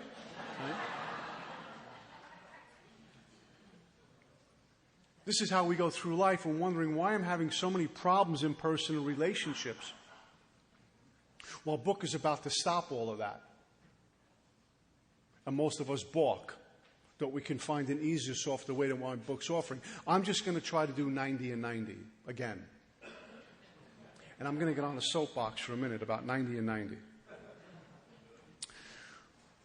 Our early members couldn't do 90 and 90 because there weren't 90 meetings to make. And in the Midwest, they had an incredibly high recovery rate.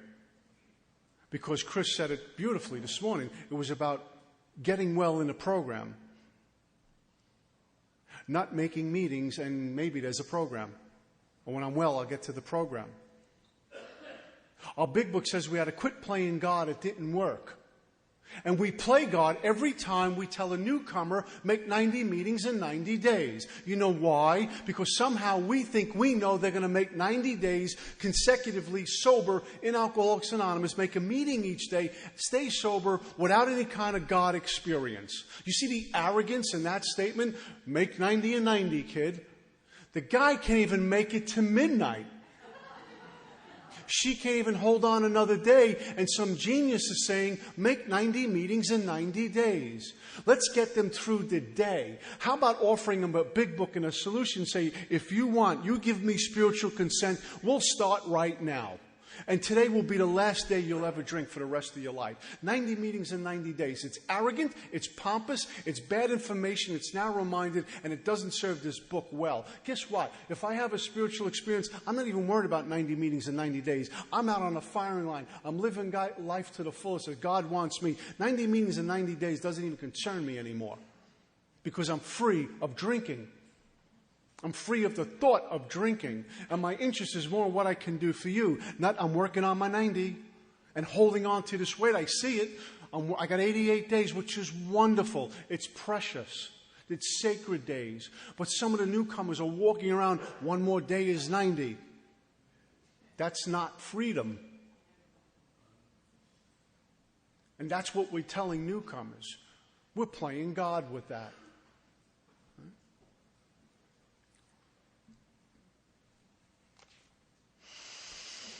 Page 62 says, selfishness and self-centeredness, that we think is the root of our troubles. Driven by 100 forms of fear, self-delusion, self-seeking, self-pity, we step on others and they retaliate. See, if I'm coming from an untreated place, thought, word, and deed is going to reflect that. Right? If I'm coming from an untreated place, I'm not productive, I'm not helpful, I'm bringing that untreated spirit into your life. And sometimes you're going to get angry with me for doing it and you're going to retaliate. And I go around telling Pat, you see what they're doing to me? See what they did? Let's gossip about them. Until I take stock of me and I find out it's because of my untreated where I was, being untreated, I behaved the way I behave. No wonder why you got angry with me. You know, I would steal from my dad. My dad still does. He's an old school. Always have to have money in your pocket. You know, got to walk around with a lot of money. That was his way. Dad, why do you carry so much money? You never know, just in case. We're going to like a deserted island? I mean, where are you going, you know? When I was in a grip of the grapes, I knew he carried lots of money on him. So he would leave his pants over the dress drawer on the bed and go down for breakfast. And I'd sneak into his bedroom, go into his pants pocket, and take out a $20 bill. He had a few hundred, 20, never going to miss it. He didn't miss it, so I took out a couple of more 20s. Right? My mind said it's okay to do. My untreated place of being said, he's got so much, what's 120? He should be giving it to me. Right?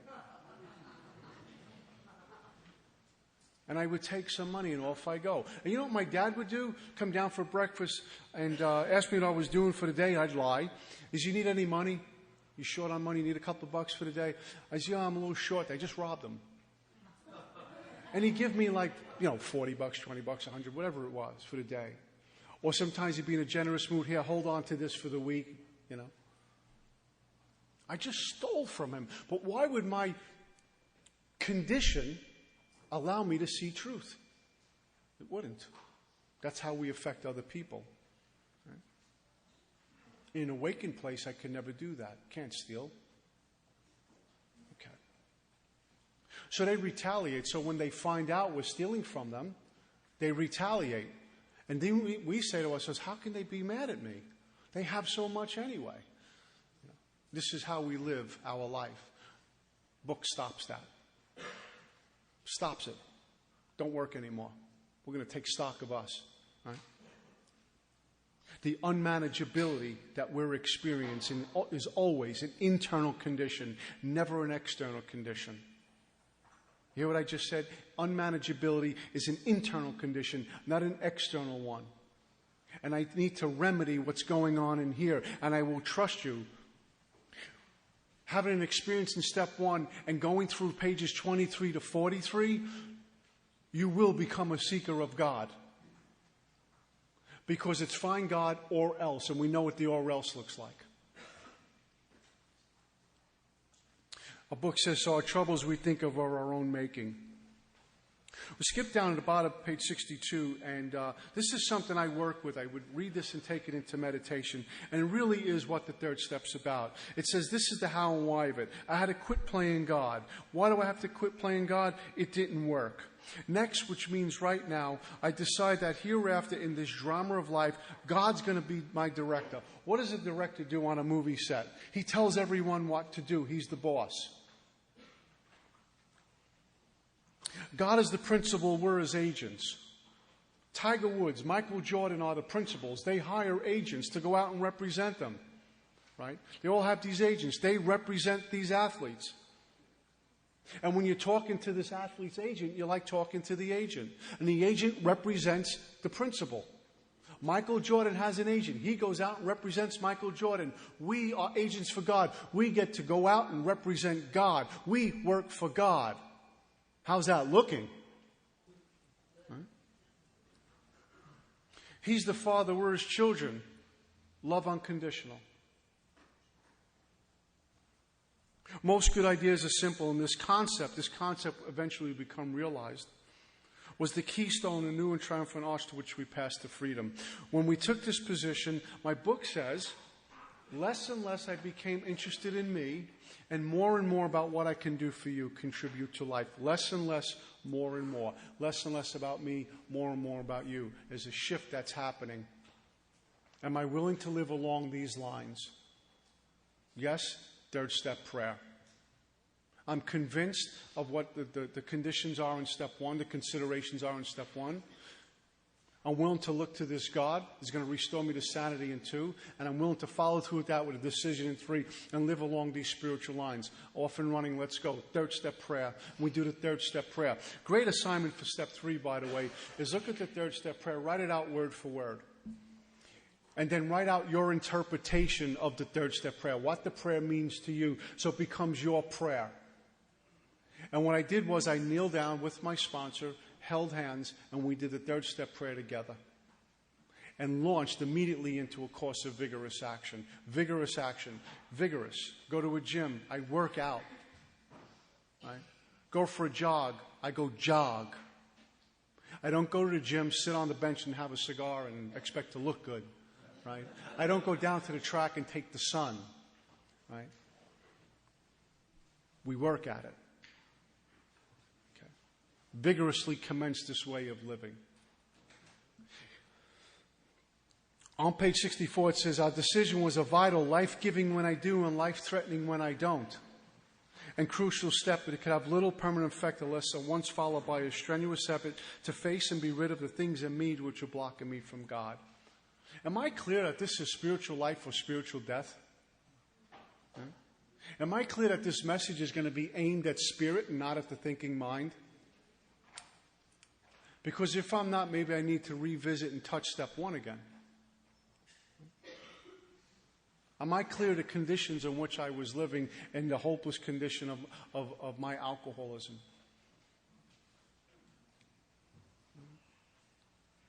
Because if I'm having a problem turning my will and life over to the care of God, I'm not having a 3rd step problem. I'm having a 1st step problem. See, lots of times we won't turn our will and life over to care of God that right now is not tangible, that I really can't understand, that I really haven't experience with, right? We're having difficulty doing that. Sometimes the reason why we're having difficulty is because somehow, some way, I still think I can do the job myself. And when I'm leveled in step 1, there is no other way to go. That's why we don't have a 3rd step problem. We go back to step 1. And step 3 says how we offer ourselves to God. And God's going to do with us what He wants to do. We're going to go to God to be relieved of this bondage of self, whatever the bondage is at that moment. On the way in, it's the obvious, alcohol and all the thinking that's going on. Later on, it isn't so much about the booze that's on us, but it's the untreated alcoholism, whatever the current bondage is. We launch out into a course of vigorous action, and we get to step 4. The searching, feel some moral inventory of ourselves. This is where rubber hits the road for many of us. Where for the first time in our life, we hold a mirror up to us and not anyone else. The finger pointing stops. The blame stops. Even though other people were partly to blame. There are people in our life who have done terrible things to us. We probably all have a story where someone hurt us. Did terrible things to us, whether it be a parent, a relative, an employer, a neighbor. Maybe we were walking down the street and got robbed one day. Right? We all have that.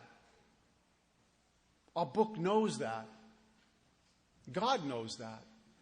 But our book is telling us, okay, even though other people were to blame, we're going to stop blaming them. We're going to disregard those other people entirely and put the mirror up to me and see where I was at fault in every situation. Step 4 is going to let me see where I was playing God in every situation. Step 4 is going to allow me to see how many times I would show up to a relationship secretly demanding that you give me what I don't have on an emotional level. And when you didn't, I became incredibly angry with you. And I would use sex, I would use control, I would use power, I would use money, whatever it was to get a desired result. It wasn't until I went through step 4 and found out about my sex life was about control and power. It was about filling up what I was missing.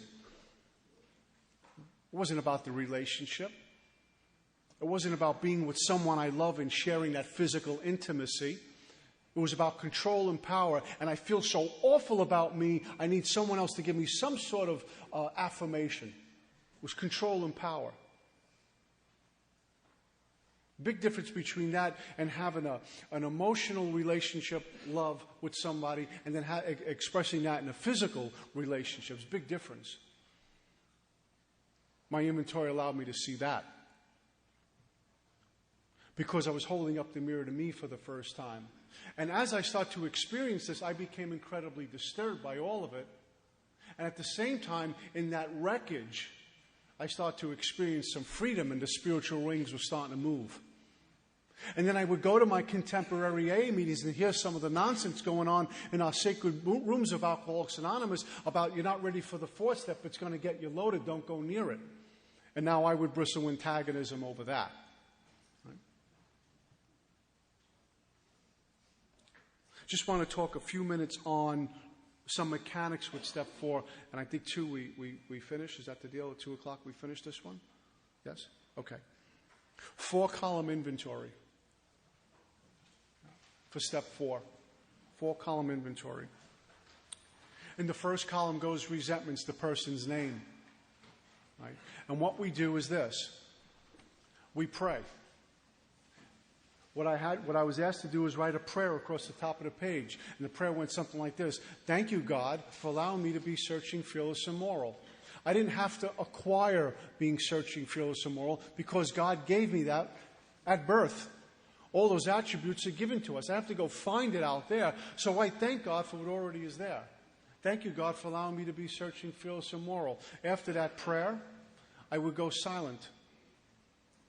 And then wait, and then pick up the pen and write.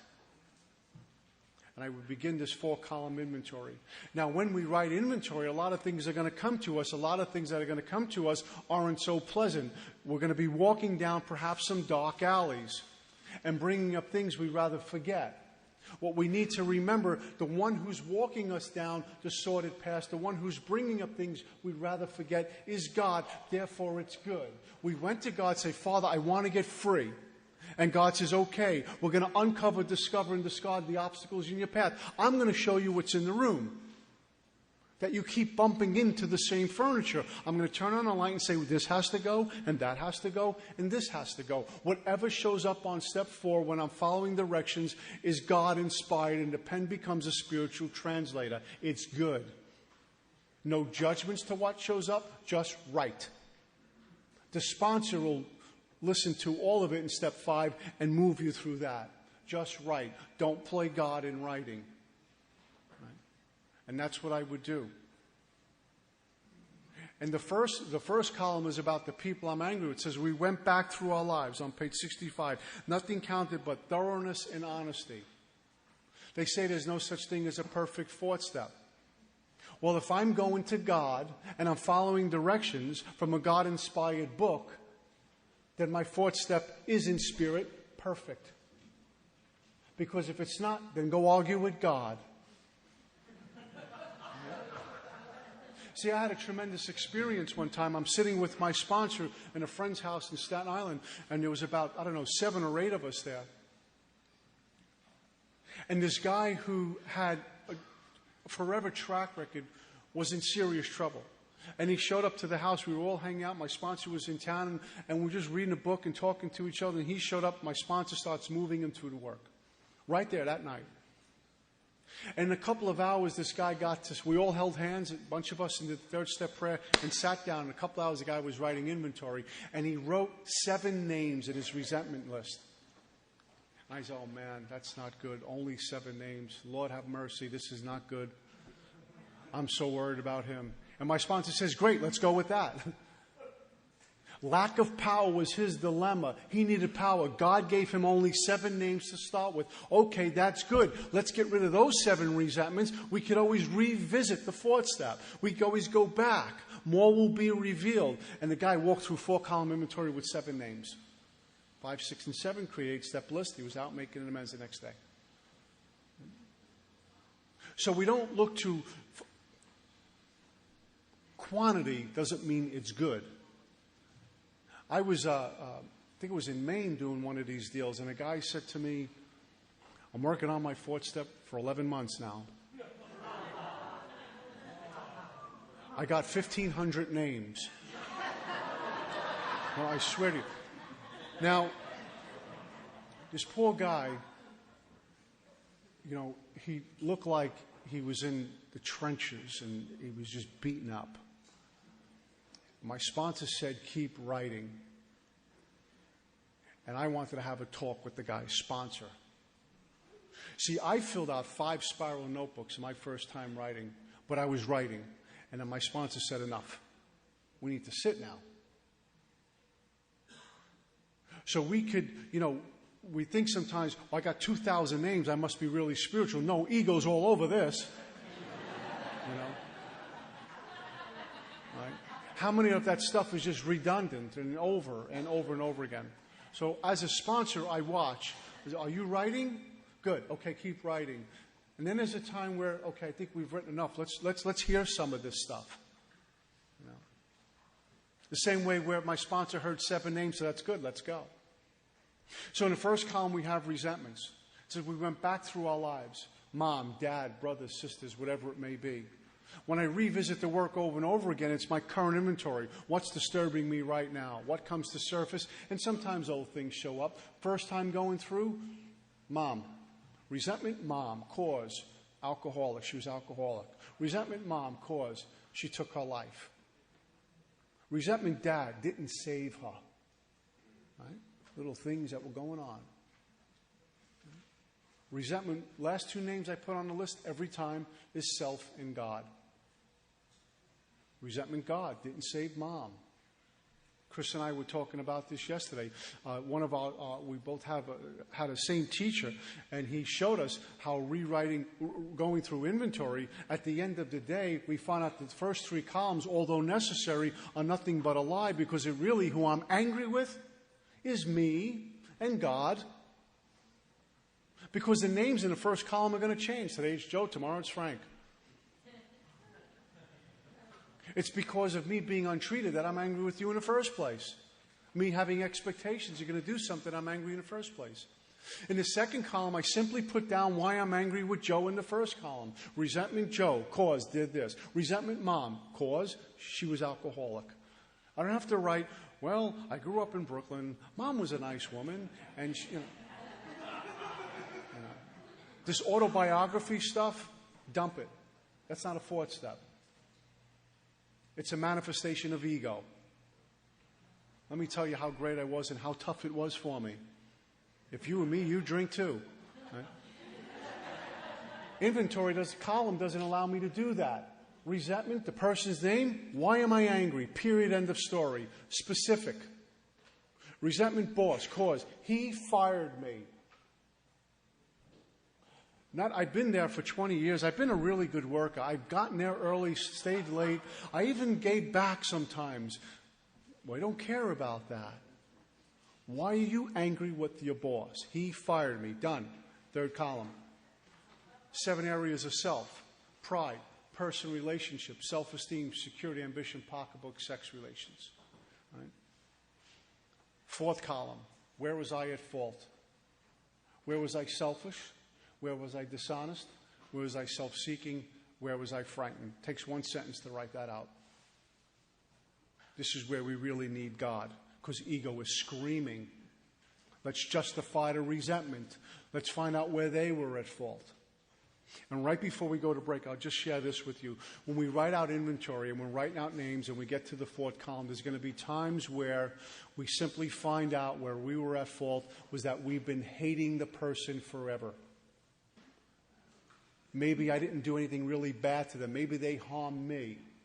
Growing up as a little guy, I had a distant relative who did things to me that he should have been locked up for as a little boy.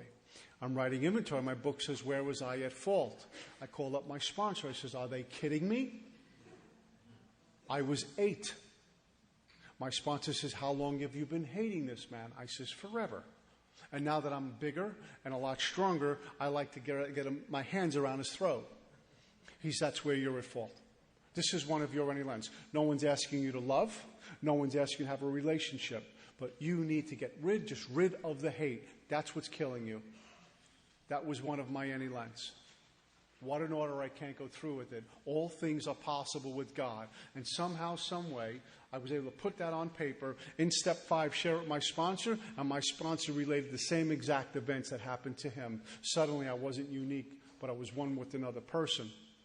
Free enough to share that at some of these workshops when I get it to share and not feeling any shame or guilt about it, remorse or anger about it. It is what it is. And I accept the isness of me and my life. That's freedom. That's what this work allows us to do. So if you have some of those things, God gave it to you, put it on paper. Find out where I'm at fault. Very simple stuff. We'll take a break and we'll do 5 through 7. Thanks.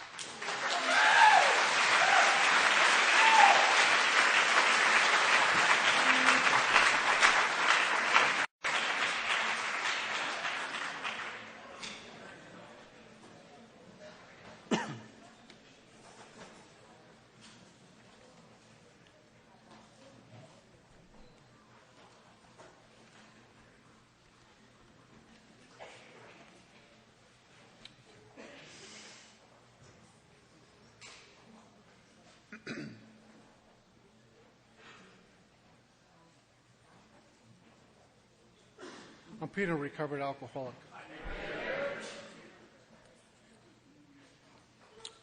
Had some neat questions during the break come up, explaining the third column in step 4. And another gentleman had a great question. Going through the work, when does the spiritual experience happen? When am I going to get mine, And what I shared with him was, let's not be attached to when, just knowing it will. Different times for different people. Because then our big book is a complete lie. Having had a spiritual experience as a result of these steps, spiritual awakening as a result of these steps, spiritual transformation as a result of these steps. Oh, thank you.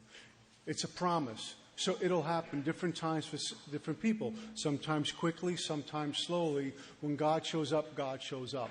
And then when that moment happens, that words really can't adequately describe, but the words will point to that which is truth anyway.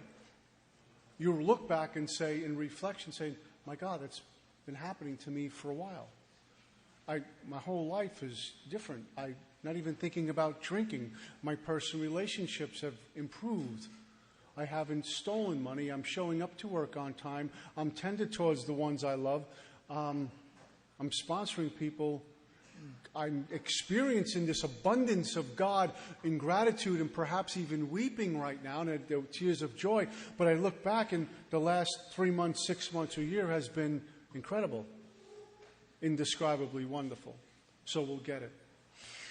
The third column in our 4th step, where it talks about pride, personal relationships, self-esteem, security, ambition, pocketbook, sex relations, all areas that we take a look at with self. And our book says we considered it carefully. Considering it carefully, we can see where fear is attached in all of those areas, which becomes really a precursor for our fear inventory. We get to pull fear right out of our 3rd column. Right? Pride, what does that mean? How I think others value me. What I think you think of me. How I open up that is, no one should see me this way. No one should know this about me. Get a divorce affects my pride. No one should know I got divorced. No one should see me going through a divorce. No one should see me depressed over a divorce. How I think others value me. Because my thinking with that is, if I'm thinking you judging me, you thinking less of me, that means you don't like me. If you don't like me, you're not going to hang around with me. If you don't hang around with me, I won't have any friends. I'll be alone. I'll be abandoned. Oh my God, I'm going to die.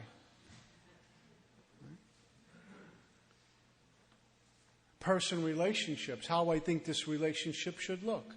We should get along. We should be friendly. We should walk shoulder to shoulder. We ought to be on the same page, right? And you're not doing that, so I'm incredibly angry with you. Great expectation. Right?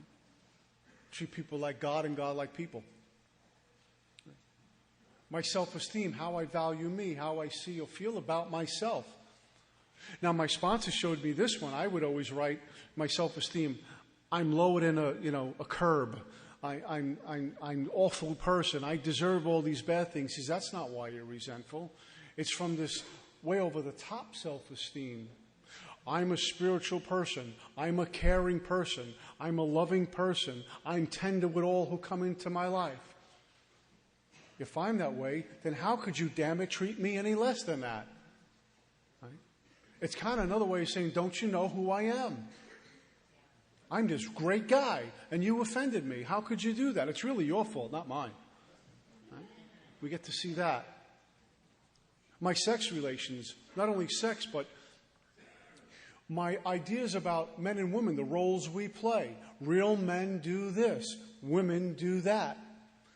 And it wasn't until I wrote down a thorough inventory that I got to see the judgments I put on old belief systems with women and men. I had a great assignment given to me once. My idea of a real man. And I got to see it play out in inventory. Real men are tough. Real men are rich. Real men have possessions. Real men always work. Real men are fearless. John Wayne, all the time. You ever watch a John Wayne movie? He cracks about one guy per minute. I mean, it's unbelievable. I love him. Walks in, hits you. Next scene, hits you. Real men, John Wayne. Right? Well, what about the man who is meek, who can't fight? That make him less than a man? What about the man who cries? Real men don't cry. What about the man who's emotional? Less than a man. What about the man who just doesn't have money? Less than a man. What about the man who can't get work, who can't find work? He less than a man?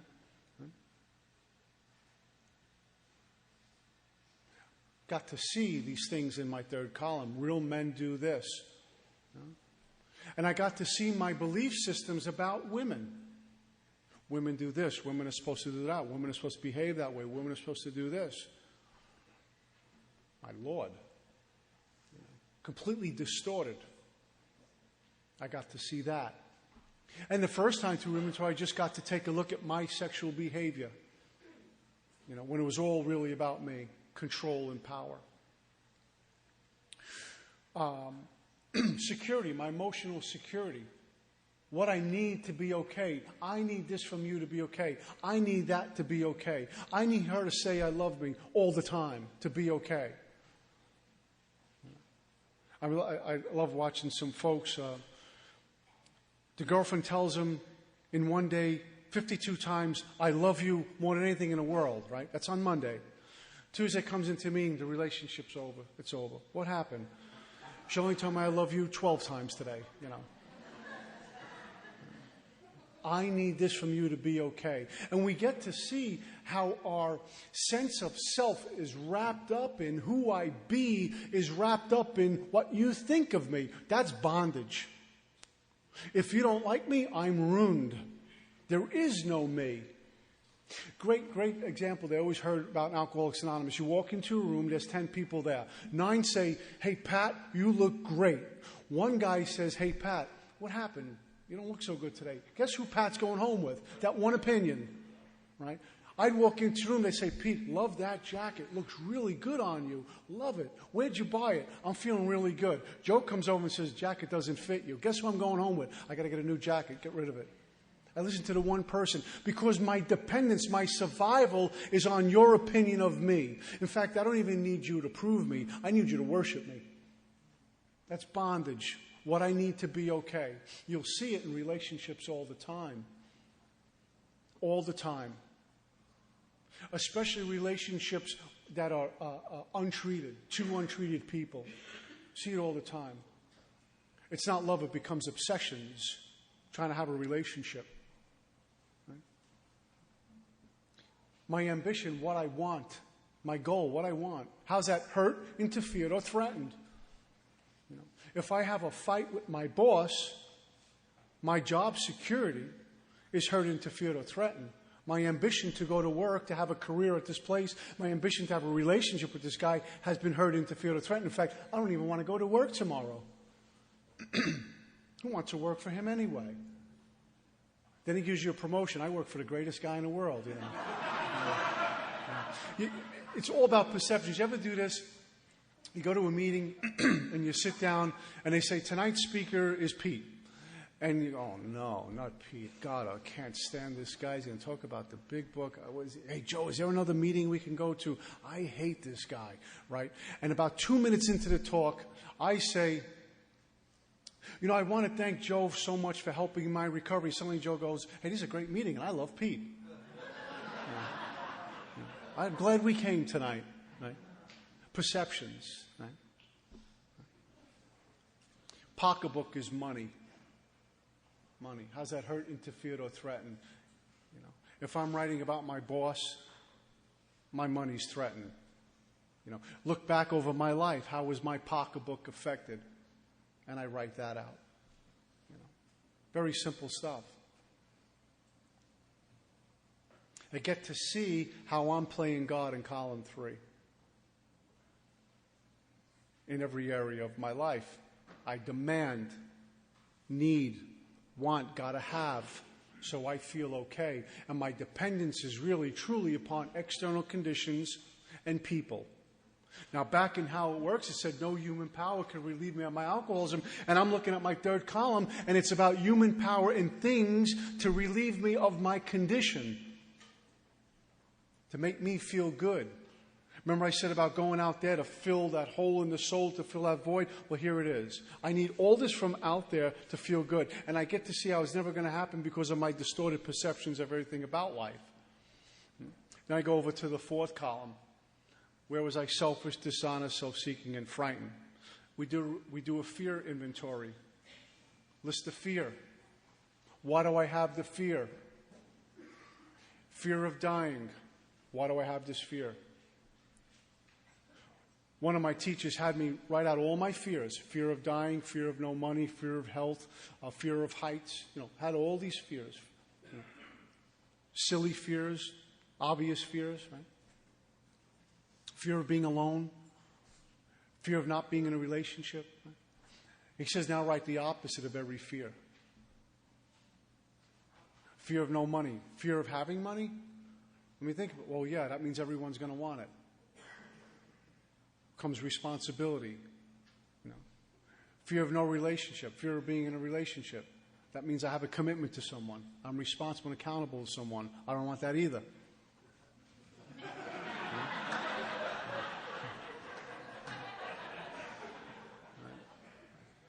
And we got to see in a lot of areas where it was really just about my untreated condition and my perceptions of everything. No matter what I had, I was still not right. No matter what you gave me, I was still fear. Fear is the evil and corroding thread. The fabric of our existence was shot through with it. Evil and corroding thread. One thread through this jacket, the whole jacket disintegrates. One thread through our life of fear, the whole life disintegrates because it's manifested in thought, word, and deed coming from a place of fear. Some of us go in when we're fearful and wall up. No one's getting in. Some of us strike out when we're in fear, and I'm going to get you before you get me.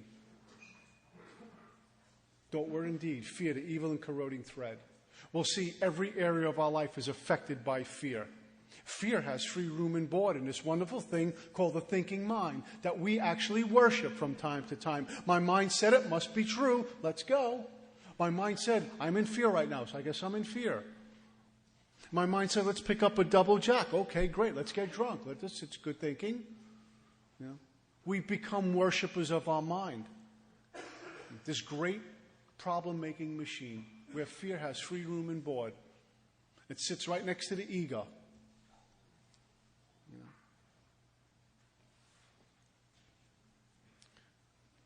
Sex inventory. Make a list of the relationships I've had. One of the things I've done many times is little brief story about why I got involved in this relationship. What were the main points in this relationship? How did it end? You know, and then I go to the questions in our big book. You know.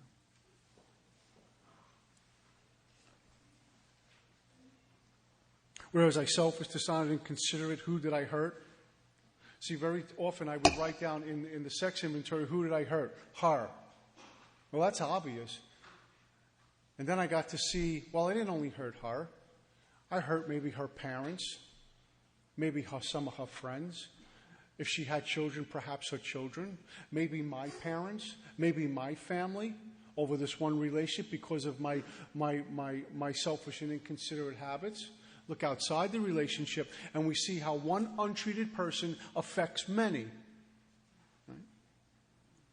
Did I unjustifiably arouse jealousy, suspicion, or bitterness? Where was I at fault? What should have I done instead? Not could, but should. You know?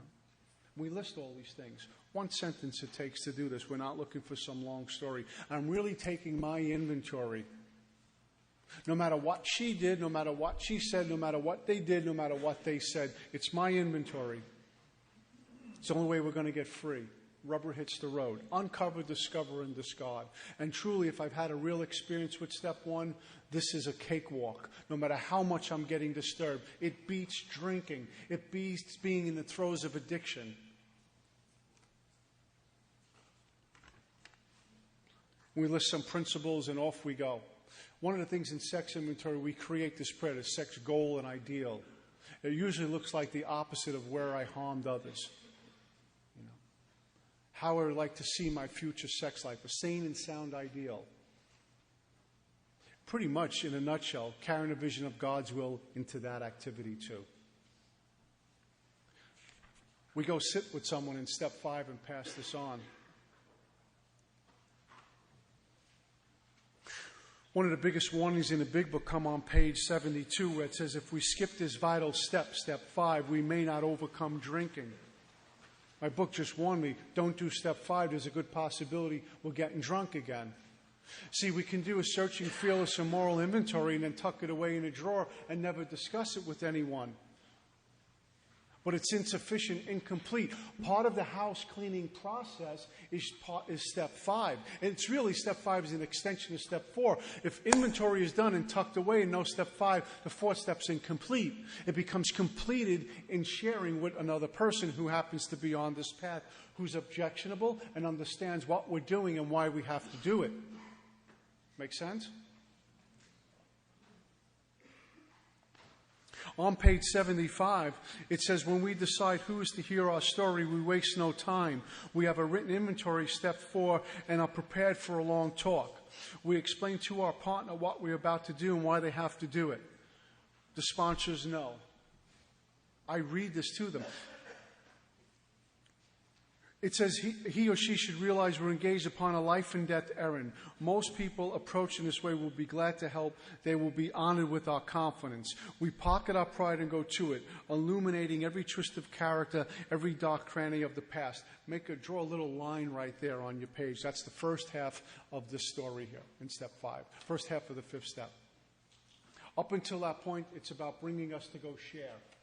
Everything that follows is the effects produced by step 5. 6, 7, 8, 9. The 5th step promises. They may materialize for some of us as soon as we're done with step 5. We may get them in 6, 7, 8, 9. But they will happen. Now, each time I go sit, and I've gotten into sitting with more than one person, hearing my 5th step. Someone, then my sponsor. Someone, then my sponsor. Right? More people know about me or on this path, the freer I've gotten more of a feeling of freedom with that. More people who know about me on this path who hear this inventory, the freer I get. And each time I go through it, and I've done it many times, I get a little squirrely still. A little uneasy. Oh my God, how am I going to do this? You know, I tell them everything like a new person. But God gives me enough to go sit down and share everything, and they always look a little bit bored about halfway through. You know? How many more pages you got there, you know? Yeah. My first sponsor, I showed up to him with 5 spiral notebooks. He told me he was meditating. I think he was sleeping. But each time, every one of these people have heard it, they've shared their own experiences. They've given me insight. Yeah, this happened to me, and is it, you know, this is how I worked through it. Is it possible it's really this and not that? You know, gave me direction. Shared their own experiences. and I get through it. Now, when I hear a fifth step, there's a few things I do. First, I know the person coming to my house to share their fourth step with me is a little uneasy, a little uncomfortable about it, right? Haven't met anyone come to my house and say, I can't wait to give you my fourth step. They're always real kind of quiet, close to the ground, walking in the door.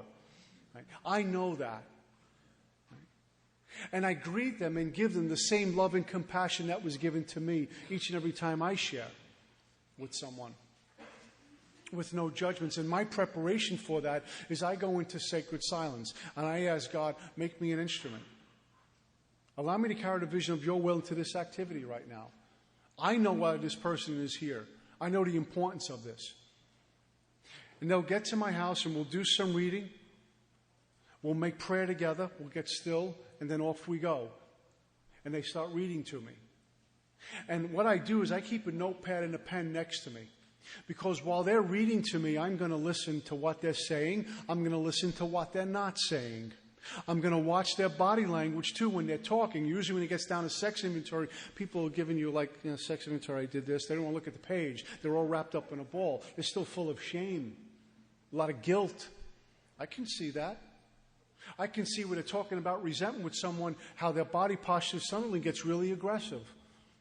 This one, they're serious with them. They're really angry with this person. I look for that. What I do with a notepad and pen is I take notes. A lot of things keep showing up. Different people, same thing over and over and over again. So when we get to page 20, I can say, hey, Joe, remember you talked about this back on the first resentment? You see how it's been showing up? Is it possible? Consideration. Is it possible? Consideration. Is it possible? Consideration. I have it all in front of me. And I start to see these same defects showing up over and over and over again. And not only helps me hear them better, but it helps them for defects of character in 6 and 7. Because they get that list to go home and sit with in that hour just for some consideration. Now, my time in the fifth step, I'm not one of these marathoners. I go max 4 hours. If we're not done, we need to make another appointment. My job is to be of maximum service to you, and if I'm just listening with a dead ear, I'm not of service to you. And I start to wear out around 3 hours, and I'll hang in there for 4 hours. If you're not done, we'll visit again. And we'll do the whole process. We'll finish it. I had a gentleman come to my house. I always love to share this story. We get these guys that come to our house, they're just still full of self, and the ego really hasn't been broken yet. And this gentleman, we'll call him Joe, comes to my house, and we're sitting down, and he's reading me his fourth step, and inventory after inventory after inventory, ego's all over, and he's giving me, but let me explain. You know that? Resentment, them, they did this to me. Let me explain really what happened. I let them know on the front end, I'm going to stop you during inventory when you're reading to me. I'm going to ask you some questions. If I don't stop you, then just read exactly what's on paper. I don't need you editing. We don't need ego coming into this. Read exactly what you put on paper. That's what God gave you. That's what I want to hear. I don't want to hear drama. If I ask, you answer. Other than that, your job is to read today. Alcoholics, we love drama, right? You got any drama? I'm looking for drama. Let's invent drama. Let's make up drama. But I need drama. So we eliminate that. Well, this guy comes to my house and he's butting all over the place. And we had to take a break. I was running low on energy. And going to the bathroom, cold water on my face, and I'm like just sweating bullets. What am I going to do with this guy? God, what do I do? I have no clue, but he's killing me.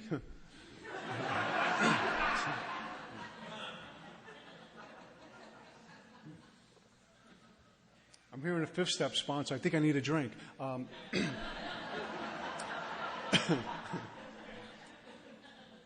I make prayer and get on my knees. God, just please tell me what to do with this guy. I don't know what to do. I go back into the dining room. I sit down at the table. I still don't know what I'm going to do with this guy. And out of my mouth comes, Joe, all I want you to do is read your fourth column to me. I haven't done this since. Never did it before. Couldn't even believe those words came out. But it was, Joe, just read your fourth column to me. Nothing else. can't do that. What do you mean? He was just, I just read your fourth column to me. And I saw what God gave me and why. So with some reluctance, he began to read selfless, dishonest, self-seeking, frightened, turn the page. Selfless, dishonest, self-seeking, frightened, turn the page. Over and over and over. And then something happened that I could try to explain, but it's going to be inadequate. This guy at my dining room table split right down the middle. His ego split right in half. Something came over this guy. It's like when Bill talks about Ebby, the boy was on fire, something to that effect. This guy just lit up in front of me. I remember getting like goosebumps on my arm. So, oh my God, I don't know what this is, but this is incredible. He got it. And it was by hearing his part over and over. And what we did was we crushed his ego. We didn't just get the ego to dissolve. We crushed it. It couldn't breathe. It died right in front of me. And suddenly emerged this person that was there all along, like we are, but we just have to get the stuff out of the way, get removed, sometimes quickly, sometimes slowly. God gave me some words to kill this guy's ego on the spot. This guy, I used to tease him because he was always looking for loopholes in any part of the book. Find a loophole, find a loophole. This guy goes through 5, 6, 7, 8, 9, into 10, 11, and 12, and he would go to meetings. Every meeting he walked to with a big book under his arm. Any meeting, big book under his arm, passionate about giving it away, looking to sponsor people. I sat in a meeting, go down to this Monday night meeting a handful of years ago in Staten Island, New York, and he had the meeting. And I knew he was on fire, and I sat there and I listened to this guy give a talk. I was blown away by what was coming out of him. I remember just saying, thank you, God. Another one. Another one's going to go do your work. It happened by hearing this fifth step. The power that goes on. The power of God. The power we get right here in Alcoholics Anonymous. I shared last night at a meeting, and I've shared this many times, that the greatest spiritual teachers God has put in my path have been members of Alcoholics Anonymous, and I've sought out many. And we go through our entire life, what's written on paper, and we share with someone else. Some of us can share with just one person, just the sponsor. That's okay to do. Some of us may want to share with personal persons, plural, more than one person. That's what I've been on a path with lately, and it works for me. I experience more freedom with that. It also opens up the door to me sharing my daily inventory with more than just one person. In fact, I have, for the last few years, a couple of immediately folks. Step 10 says we discuss with someone immediately about a resentment. We have an immediately crew. I have 3 guys. A sponsor I sponsor, a guy I sponsor has 3 guys. Another guy I sponsor, he has his 3 guys. It goes like this. Joe, how you doing? Listen, I have it immediately. Do you have time? Immediately is the buzzword. Yeah, go. Resentment, her. She did this. Can't get past it. Tried praying. I'm stuck with this. They'll hear it. They know it's immediately. It's not like, hey, what's going on? How are you? Going to a meeting. That's a social call. This is an immediately. And they only call on those immediatelys. A new guy I'm working with calls me up and did this text thing. I hate text messages. I mean, how much more anonymous do you want to get? Now you can't even call me. Well, I can't see you, but you can call me and we can talk. Now you can even text me, Anyway, and then you got to see me trying to text back. Can't even hit the button the right way, and I just call people back like, "What do you want?" So this guy texts me a message, "Please call me urgent." So I have some accountability responsibility. I sponsor this guy. I call him up. I'm wondering if it's urgent. Why is he texting me? It took a long time to text. I call him up, and he's talking to me about drama, about a girl. She don't love me anymore. And I said to him, we'll call him Joe. Joe, are you about to drink? Are you thinking about drinking? No, not at all. Is anyone you know close to you thinking about drinking? No, not at all. Anyone need to go to the hospital right now? No. Do you need to go to the hospital? No. So this is not call you urgent. This is to dump on me. Have a nice day. Click.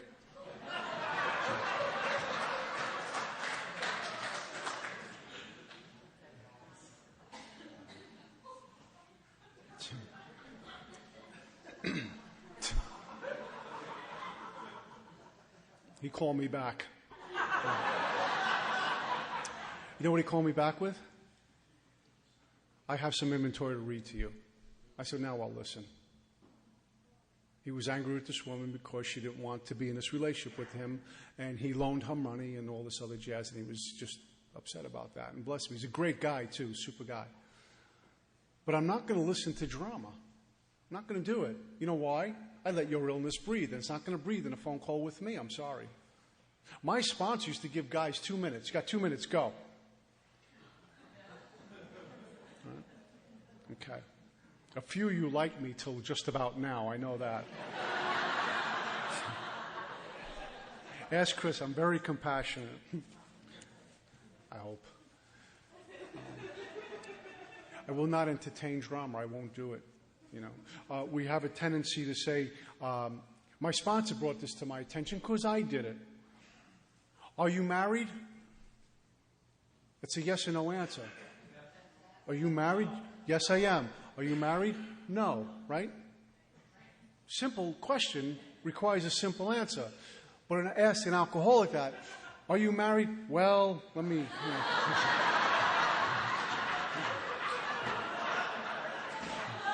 Right? Right. So you know what I'm talking about. My sponsor called me up one time and he asked me a simple question. We'll call him Joe. He says, have you seen Joe lately? Well, I gave him my review of the group Joe belonged to. I gave him a review of Joe's friends. And then I gave him a review about Joe before I answered if I saw Joe lately. And he said, Pete, all I wanted to know if you've seen Joe. That was it.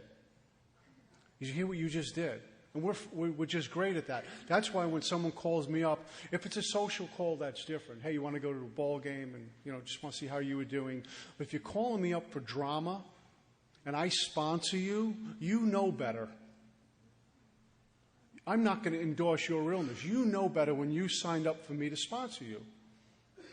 Now, after you give me some inventory, or you can call me up and be really upset, but you have inventory in front of you, I will listen to you till tomorrow morning because I know you're sincere about this phone call. You really want to get well. Your willingness is manifested in your actions, and your actions tell me you want to get well because you're showing up with inventory. You're looking to get past this. You're not just looking for someone to dump on and then have a nice day. Trust me, when you're at this on the firing line and you're sponsoring lots of people, you can't let people dump on you. You endorse their illness. You hurt them. We alcoholics are undisciplined, so we let God discipline us in a simple way we've just outlined.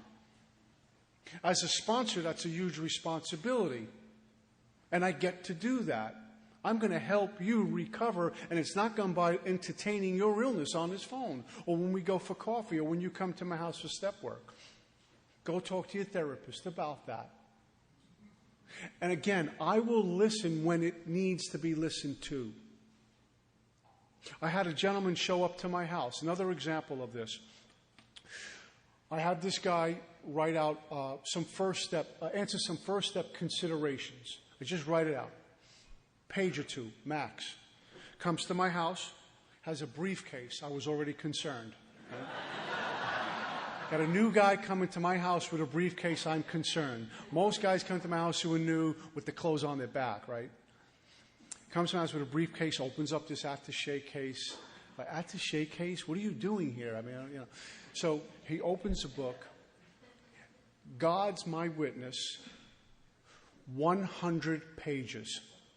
Handwritten first step considerations. It started from the day he was basically born.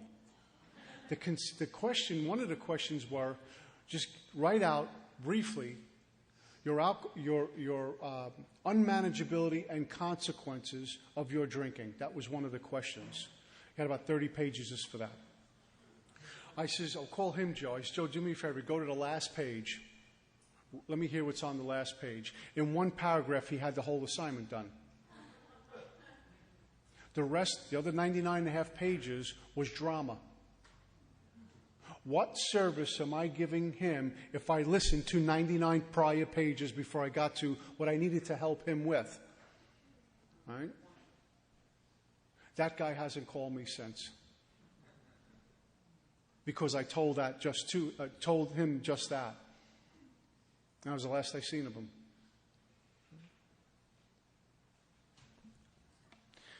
We get done with this and we move into step 6 and 7. And a couple of things on step 6 and 7. Before we get there, our big book asks us some questions. Bottom of page 75, middle of page 75, when we get done with the 5th step, we have some 5th step promises. It says, once having taken this step, step 5, withholding nothing, we are delighted. Promise. We can look the world in the eye. Promise. We can be alone at perfect peace and ease. Another promise. Our fears fall from us. Promise. I begin to feel the nearness of my Creator. Another promise. We may have had certain spiritual beliefs, but now I begin to have a spiritual experience. Although it may be the infancy of the spiritual experience, it's happening. The gentleman, wherever he is, who asked me about that, when is this spiritual experience happening? Here's what they're telling us. We begin to have this spiritual experience. We begin to feel the nearness of our Creator. The feeling that the drink problem has disappeared will often come strongly. That contradicts the contemporary a belief system, which says it's normal to think about a drink because you're an alcoholic. You're always going to think about a drink because you're an alcoholic. My book says it's going to begin to disappear. Not present anymore. Not thinking about it. We will feel that we're on the broad highway, walking hand in hand with the spirit of the universe. Those promises may happen for us right after 5, 6, and 7, 8, and 9. I start to experience this one night up at a meeting when I was just did my 7-step prayer. Something, boom, just happened. I was kind of like electrified. I knew it. Something was different. I couldn't explain it. Sometimes quickly, sometimes slowly. It tells us to go home. And we retire. When we get home, we get quiet for an hour after the 5th step. And it gives us some things to do. We thank God from the bottom of our heart that we know Him better. That's a prayer. Thank you, God, for allowing me to finish this 5th step. Was one of the prayers. Thank you, God, for the courage, strength, and direction to go to my sponsor's house and share every intimate detail of my life with him. We take this book down from the shelf and we turn to the page which contains the 12 steps, carefully reading the first 5 proposals, the first 5 steps. We ask if we have omitted anything. For we're building an archway to which we're going to walk through free at last. This archway God's creating for us. We're going to go through this archway. There's a squeezing that goes on when we go through the archway. We're going to go through. And we're going to get free at last when we get to the other side. Many things we thought were getting us free. Our book says finally free at last. We're still in step 5, by the way. The power that we're going to get. It says, as our work solid so far? Are the stones in the archway properly in place? Have I skipped on the cement put into the foundation? Have I tried to make mortar without sand? Another way of saying this, our book is asking us, have I tried to sneak anything through the archway? Am I really clear on all of the work I've done? I did some work, and what I came up with is another way. It says, when it says we looked at the first 5 proposals. Right? Am I clear on all of those proposals? And I give this to men I sponsor with.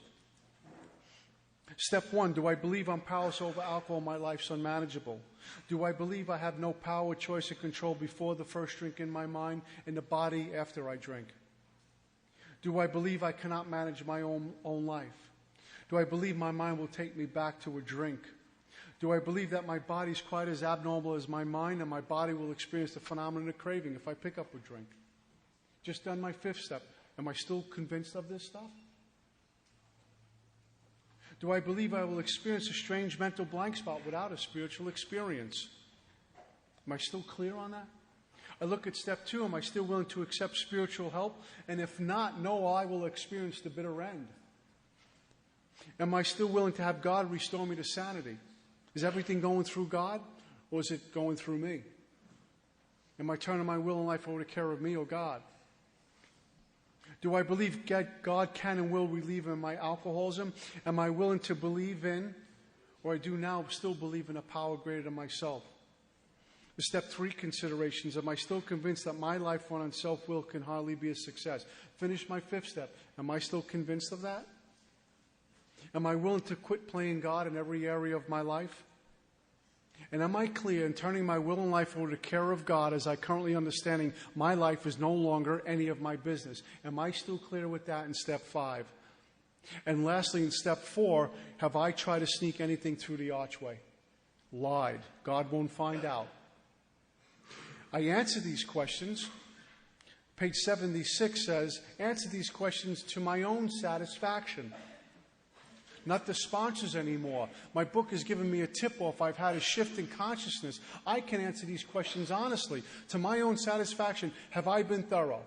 Yes. Move on to 6 and 7. An assignment I give some folks is this. They make a list of defects of character that will reveal to them in 5, and then write down the opposite of every defect of character. And I offer this stuff to God.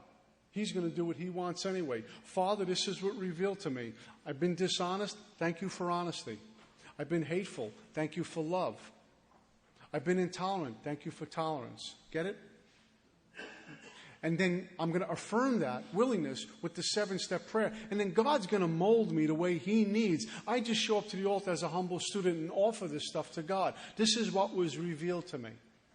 I'm willing to cut every one of these defects of character loose. Every one of them. All my dishonesty, all my vengefulness, all my spitefulness, all my jealousy, all my self-seeking, all of it. And I thank you for this. Now, here's the thing about 6 and 7.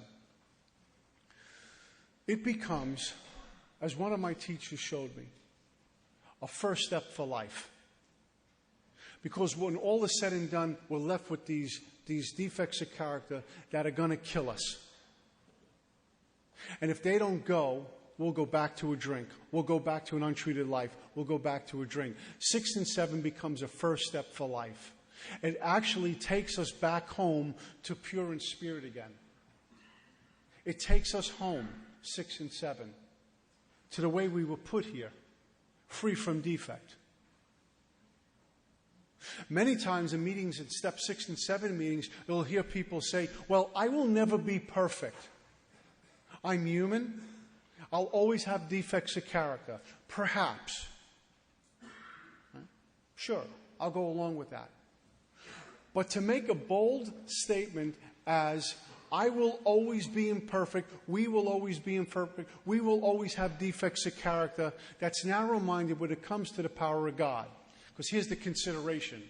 If God, your God, was loving, and all-powerful, as you say He, it, or she is, and He came down, walked into this meeting today, and tapped one of us on the head and say, from here on out, you will be perfect without defect. Is that possible? I have to, if my God is all love and all powerful, I have to say that's possible. I have to say that's possible. Because as soon as I say that's impossible, my God got really small and I put him, it, or she in a box. And I'm using me now for God. I'm using me for my outlook upon life. I'm using me as God. I'm using my thinking mind to figure out God. And I can't figure out God. I can't understand God, but simply experience God. Right? So I said, yeah, that's possible. I was a fall-down drunk living in the back of an abandoned building on the Lower East Side of Manhattan, unemployable. Didn't shower or change my clothes for way too long. As long as I had a bottle of Mr. Boston Blackberry Brandy in me, I was good. And then that didn't work. And I needed more and more and more, and none of it worked. I was what looked like a bum on the Bowery, God got me sober, put me here today. All things are possible with God. If God wanted to walk in here and said, from here on out, Nicole, I'll be without defective character, I have to say, yeah, that's very possible. I've seen lives get resurrected and reborn in 12 simple steps. Experientially, I can tell you what it's like living in the sunlight of the Spirit. It resembles nothing like me going into rehab number 7. All things are possible with God. I've been freed of that. So when my book talks to me about defects of character, I offer. And God will do with me as He wants. How many of these defects were fueled by fear? Almost all of them. Is not God more powerful than fear? Isn't fear just a manifestation of self? Isn't God greater than self, more powerful than self, more loving than self? Absolutely. So God's greater than my defective character, yeah. So if I turn to Him, He's going to mold me to go do His work, whatever I need. Pure in spirit again, awakened, pure consciousness. And I affirm this whole thing with a 7-step prayer, which has little to do with me, but a whole lot to do about being of service to you and God. Grant me strength to go out from here to do your bidding. 8, 9, 10, 11, and 12.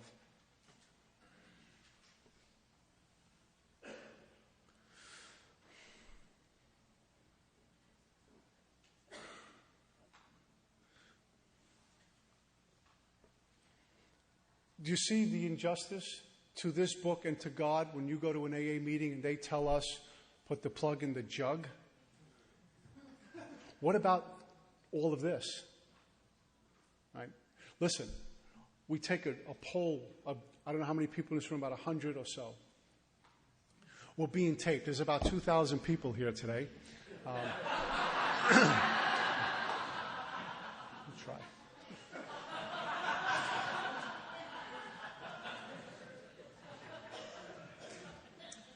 About 100 or so people here. How many of us truly shouldn't be sitting here today?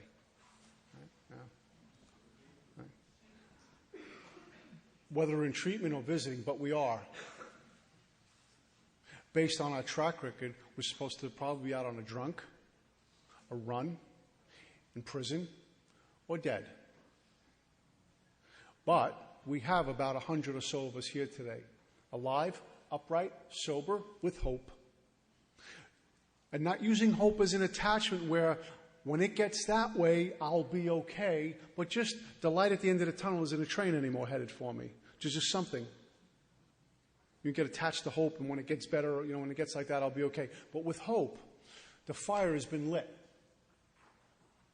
That's a great thing. Based on our track record, this room should be empty.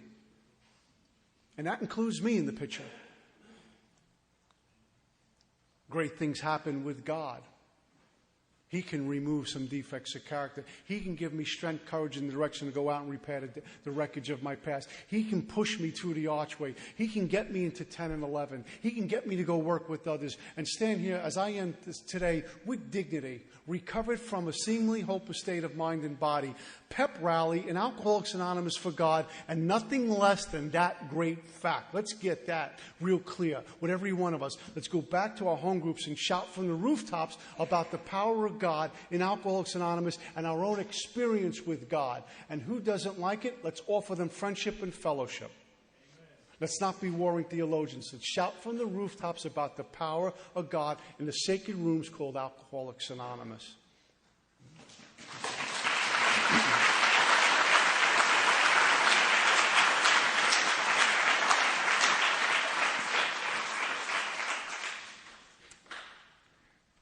Unfortunately, I get to visit a big family outing tomorrow. I've become an integral part of my family the past few years, and I love being around them. My dad and I, this guy called Dad, who I was just so filled of, we have just this really neat relationship, same relationship with my brothers, and we're having this big party for one of my brothers tomorrow, and it's going to look like a reunion of The Sopranos tomorrow, by the way. The whole... Hey, how you doing? How you doing?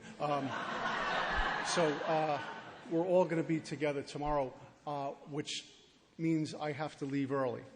So this is my last session, and my dear friend Chris is going to take us home, and he's going to give a talk tonight.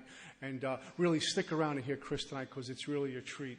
And I thank all of you for listening to me and giving me permission to speak. And to the group, Dustin, Adam, and New Beginnings, and all of you, thank you for listening. That's all I got. Peace.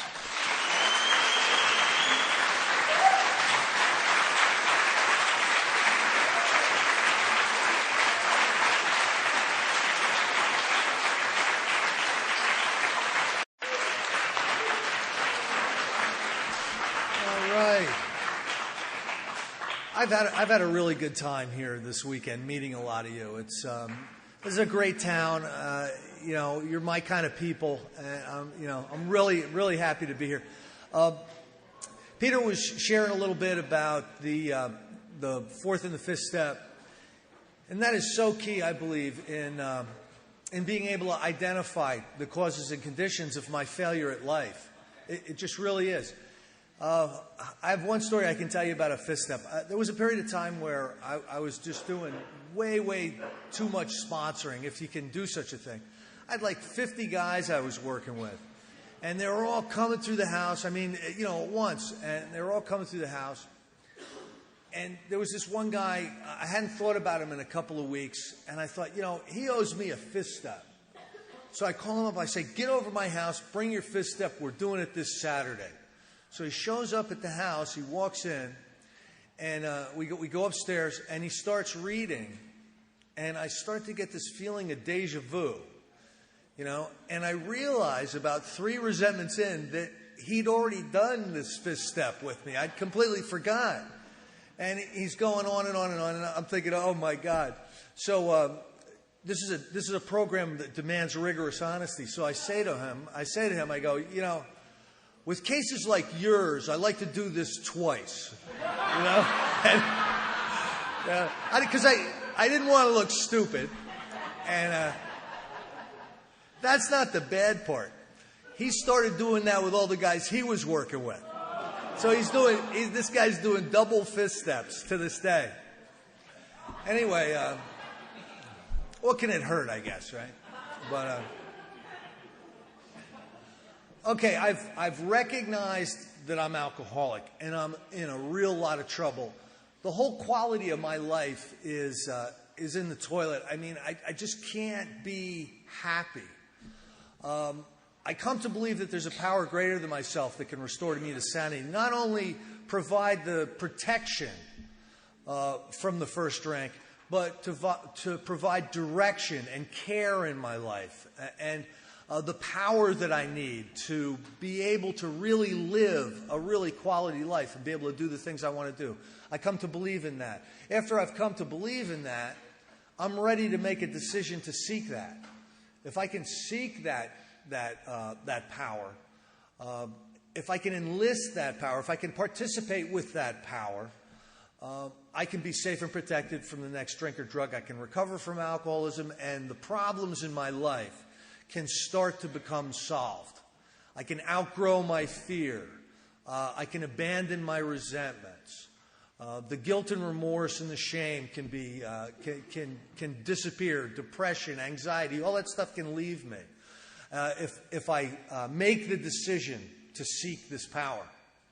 So in step 3, I make a decision to seek the power. I make a decision to stop playing God. I make a decision that God is going to be my director. He's going to be the principal. He's going to be the father. And I'm going to have to try to align myself with being directed, being the agent, being the child. And after making that decision, it says we launch into action. We need to launch. Our decision is going to be meaningless unless once followed up by a course of vigorous action. So we launch into this vigorous action. I speak sometimes with a guy who's an airline pilot, my friend Doug, and he was explaining the term launch to me. I said, Doug, what does launch mean? He goes, launch means going from 0 to 200 miles an hour in a matter of feet. So if we're going to launch, if we're going to immediately and we're going to launch into a vigorous course of action, what does that mean? Does that mean that we can do this step 3 and then go on vacation to Cancun for a while? No, we're supposed to start writing immediately after we get up off of our knees, basically. That's the way they did it in the day. That's when they had the highest recovery rates, and that's the way I want to do it, because I'll tell you what, I would like to have a really good recovery rate chance. So I start writing, I do my inventory, I do the 4-column resentment, I do the fear inventory, I do the harms to others inventory. I develop a sex ideal by looking at the sex harms on my inventory.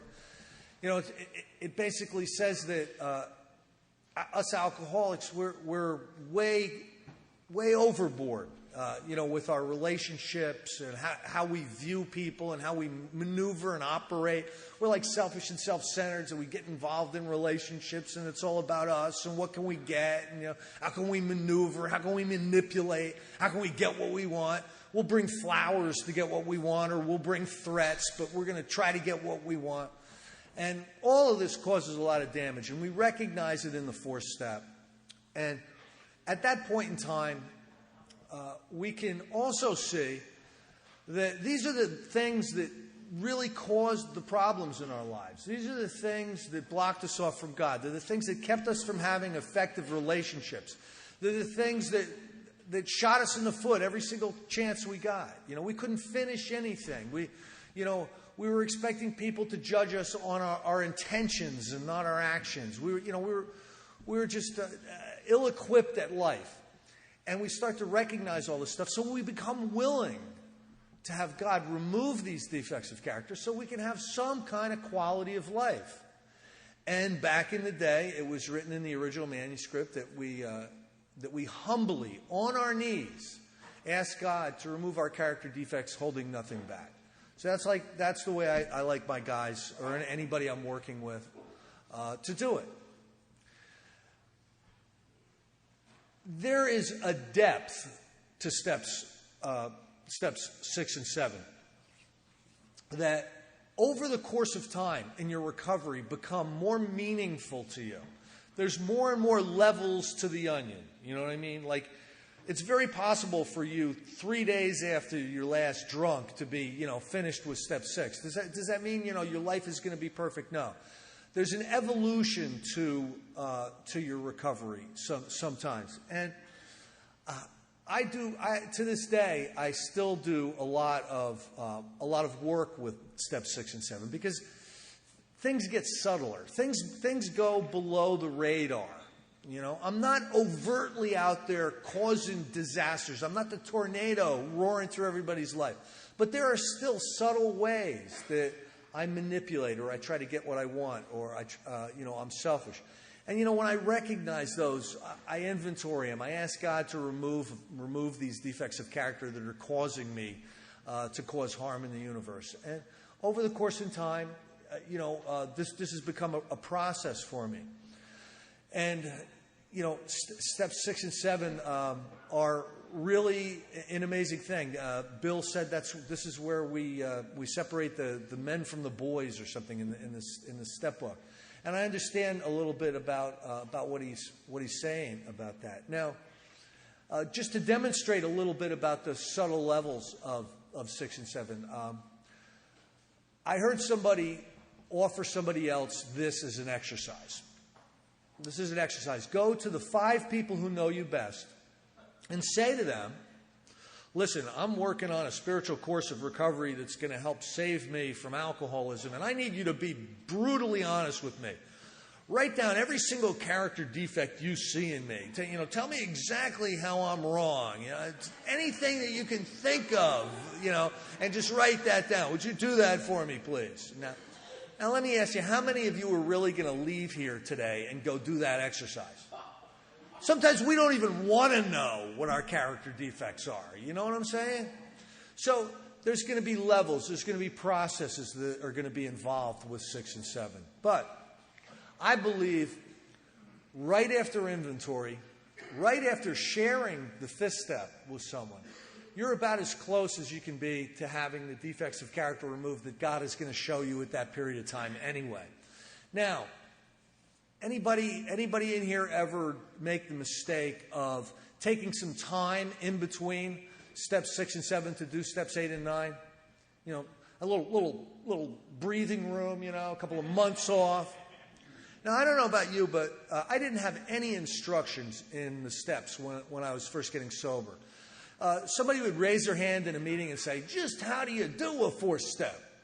And some old timer would go, kid, you do the 4-step with a pencil. Well, thanks for that. You know, I learned a little bit down the road that they didn't know how to do a 4-step either. You know, that's why they would say something so stupid. But anyway, there wasn't a lot of instruction. There was nobody riding me through the steps. You know, I was listening to tapes, and you know, I was doing this, that, and I got to a point where I had done my 5th step. I mean, I felt like I was a part of AA. Now, I'm a card-carrying AA member, and you know, I felt comfortable in the meetings, and I started to have a spiritual experience. And I thought, now's the time to work on my character defects. Anybody in here ever work on your character defects? Yourself? You're gonna remove your character defects? It's ugly, isn't it? You ever see that game Whack-A-Mole? You know, where you take the mallet and you slam it down on the mole's head, and then another mole pops up, and you try to get that one, and another mole. Well, that was me trying to work on my character defects. If you're trying to remove your character defects, I'm telling you right now, you're whacking the mole. Okay? And if you whack the mole too much, you know what happens? You go blind. Now, so I'm telling you right now, don't do it. It's not pretty, okay? Let me tell you the best atmosphere for the removal of your character defects. The best atmosphere you can be in for the removal of your character defects is becoming willing to make amends where those character defects have harmed other people, and then go out and directly make amends and try to set right the wrongs that you have caused. You can do that. You can't wish away your character defects, but what you can do is you can take responsibility for them. So by taking responsibility for them, you're in the best possible spiritual climate for the removal of your character defects. If you haven't gone out and made amends and your life is still a mess, don't look at the surprise on my face. It won't be there. You know what I'm saying? I've got some experience with the 8th and the 9th step. Here's how I do it, and I'm not a slave to the mechanics. If you want to write a list, that's fine. What I do is I do them on index cards, and I'll write down on the first part of the index card the person I harmed and the harm that I'm clear on, and I try to be very specific about the harm.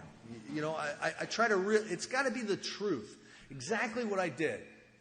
And, you know, I'll put the person's name, and then what I usually use is I'll use a plus and a minus. A lot of times when you're assembling your amends, you feel diffident about going to these people. In other words, you're a little scared about actually going and making direct amends. You don't feel like you have the power, the spiritual fortitude right at that minute to go out and make amends. Some of these amends are scary. Some of them might cause problems. Some of them you need to discuss them with somebody. But if I don't feel comfortable right that minute going to make the amends, I put a minus. If I feel like I can make that amends right now, I'm clear on it, I'll go, you know, today, whatever, I'll put a plus. Okay, so I'll assemble these cards. Usually, I'll sit with a sponsor or a spiritual advisor, let them know what the harm is, and get some feedback on the approach and what the amends should look like. Now, this is another thing that, you know, when you're out there making amends, all kinds of things can happen. It can end up not going the way you want it to. 9 chances out of 10, though, it ends up going better than you think it will. But I want to be clear a little bit on how I could offer to set right those wrongs. And I'll put that on the back of the card. Now, our book is very, very clear on the amends process for criminal amends. It's pretty clear on the man we hated. It's pretty clear on if we've stepped out on the misses. You know, I know that nobody in here has ever done such a thing like that, but it covers that topic. Okay? Domestic troubles, troubles with the family. There's very, very few amends that there aren't instructions in our book. And it's a good idea to get clear on those instructions prior to making amends. But let's say I've made my list and I have my stack. You know, if it's your first amends stack, I've seen anywhere from 20 to 150 amends. It usually doesn't go further up than that. There's amends cards for people that you can't see anymore. They could be one-night stands, or they could be somebody you robbed and you don't even know who they were. There can be a lot of amends like that, but you have a stack of cards about yay big. Now, nothing will put muscle in your recovery more than step 9. Step 9 is a transformational experience. But here's what you think before you go into step 9. Oh my God, I can't do that. This'll happen, or that'll happen, or I'll look like a jerk, or they'll tell everybody. I mean, your ego is going to come up with every excuse in the world to not do this step. It's going to be a battle between your spirit and your ego. And you know what? You're going to need every bit of enthusiasm, every bit of support you can get from your sponsors or the people that you're working with to get through this process. Because it's not easy. It takes a lot of courage. Courage is walking through fear. Being afraid and doing it anyway. You know what I mean? And I'm telling you, alcoholics are courageous people. I have seen the most amazing amends that you can even imagine done. You know what I mean? I sponsor a guy who was on his way to a rehab, drunk, crossed the double yellow and hit a nurse coming out of the rehab head on and killed her. You know, and I've seen this guy get free. He did his time. He did the best kinds of amends he could do. I mean, I've seen some courageous amends in my day. Don't shortchange yourself from this experience. It's the most transformational experience in the 12-step process. And it's the ones that so many people in Alcoholics Anonymous today will try to talk you out of. And they're going to try to talk you out of it because they didn't do it. And they don't want you to be a better AA member than them or some crazy crap like that. So go to people with experience to help you get through this. One of the things that I found very, very helpful was a steel-on-steel format. There's some people that can explain that to you if you want. But basically what it is, it's a tight little support group. It's like you meet there's maybe 5 friends or something that meet in their house once a month and just get current with where they are in the program. Just, hey, tell me where you are in the 3 areas of the triangle. Tell me how you're doing with your meetings. Tell me how you're doing in your recovery process. Tell me what you're doing in service. And everybody gets current with each other. And we keep each other honest about this process. And it's a very challenging format for amends because in a lot of the steel-on-steels I would go, okay, everybody on the table, an unfinished amends. Put it on the table. I know you guys got one. And everybody would come up with an amends that they were supposed to make. And we would challenge each other. The next time we meet, we want to hear about how that amends went. You need every bit of encouragement you can get to do this. Because, again, it's so damaging to the ego. It's so damaging to the ego does not want you to do it. Every bit of your alcoholism will be crying out, no, I can't go there. I won't do that with that person. You know, I sponsored a guy who someone sexually abused his daughter, who was 14 or something. And I mean, he beat the crap out of this guy. He had him prosecuted because it was a friend of the family. And he had this anger inside him about this. This guy did this to my daughter, and he's fuming about it. And he came to me with his cards, and he goes, listen, Chris, I'm telling you right now, there's a card in there, and I don't want to hear it. I am never making amends to this. Do you know what this guy did? I am never making amends to this bastard. I don't care what you say. I don't even know why I wrote the card. I said, I guess that's a minus then, you know? And he goes, you're damn right it's a minus. Now, here's what happened. He had a stack about that high. He got all the way down to the last card. And it was this guy. And he came to me and he goes, I got to do it. I can't believe I'm at this point. I can't believe I'm asking you this, but how the hell am I going to do this? You know? And we worked it out. He actually met with the guy at a diner, and he made amends for his part. You know what his part was? The hate that he had for this guy. I mean, he went after this guy with a vengeance, and he needed to get free of that. It was burning him up. It was corroding his spiritual condition. It was corroding his spiritual condition. You know, we get a daily reprieve from alcohol based on the maintenance of our spiritual condition. If there's something corroding our spiritual condition, important warning sign. You know what I mean? Your sobriety could be in peril. So he did this. He got done. He was finished with amends. I have never seen a transformation like that in my life. He's worked with hundreds of alcoholics. He gets them through amends. He's carrying the message all over the place, and his life is on fire with quality and spirituality. And he's one of the happiest guys I've ever seen in my life. He went from being a resentful, pissed off alcoholic to just being like this love Buddha guy, you know? I mean, it was just an unbelievable transformation, you know? Everybody goes to him. He's everybody's spiritual advisor. I want what he has. You know what I mean? And that kind of transformation is possible. Now, Peter talked about this a little bit before. There is opinions and there's experience. If you have not finished your amends, don't come up and want to talk to me about you don't have to, or this is why you shouldn't, or isn't that silly? You're going to be giving me an opinion based on an experience you've not had. Get to the other side of amends. Finish them to the best of your ability. Some people can't be seen. Some people can't be approached because it'll cause more harm and suffering. I understand all that. But when you're working with someone who's got experience with these steps, go as far as you absolutely can. When you get to the other side, then come talk to me about what the experience is like, completing every single amends you're consciously aware of at this point in time.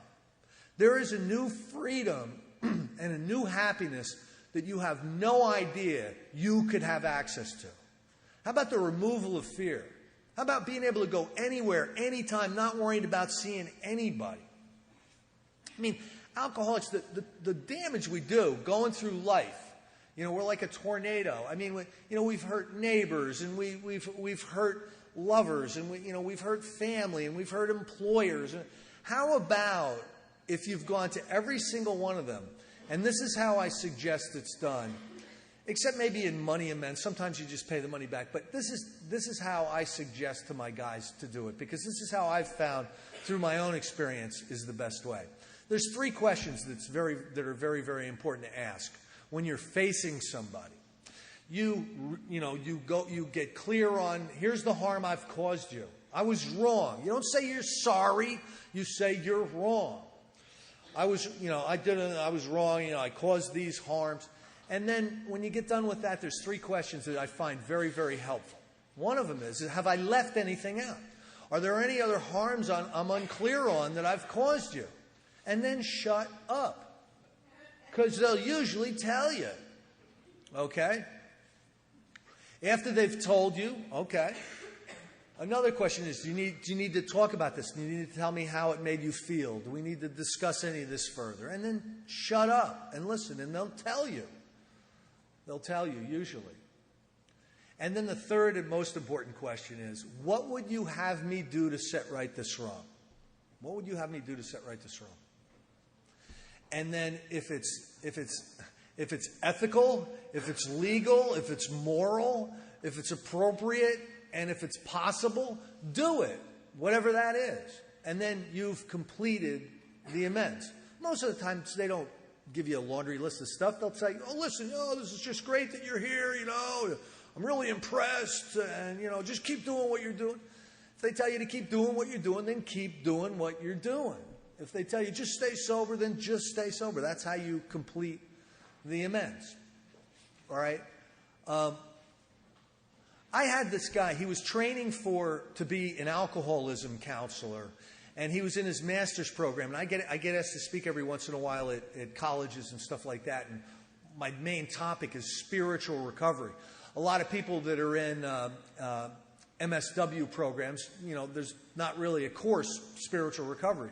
They teach you a whole lot of stuff, and they don't teach very much on spiritual recovery, but it's important because there are periods of time when those counselors are not going to be able to help you, when the clinical psychologists are not going to be able to help you. And it's important for them to understand what Alcoholics Anonymous is, what the 12 steps really is. It's a spiritual recovery program.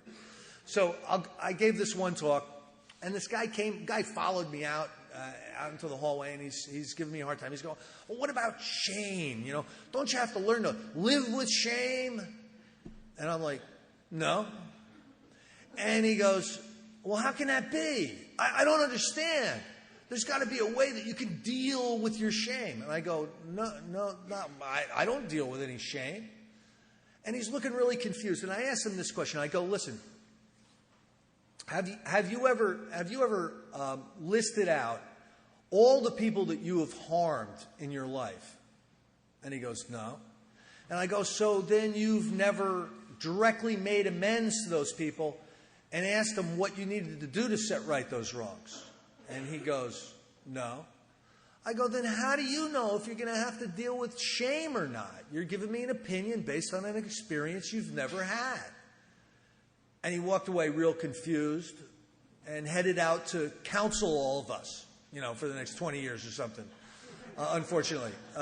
But anyway, don't cheat yourself. Get to the other side of amends. Don't hastily run out there, get some guidance from some people with some experience, because you can actually cause harm making amends that you're going to have to go back and make more amends for, which is, not something that you want to do. Now, this thought brings us to step 10. The way I view step 10 is my operational step. It's my reactive step. How do I react out there in the world? I've been given a bunch of spiritual exercises. I've been given a bunch of spiritual principles that I'm supposed to find guiding. I'm supposed to use them in my life as tools to be able to get along with myself, my fellow man, and God.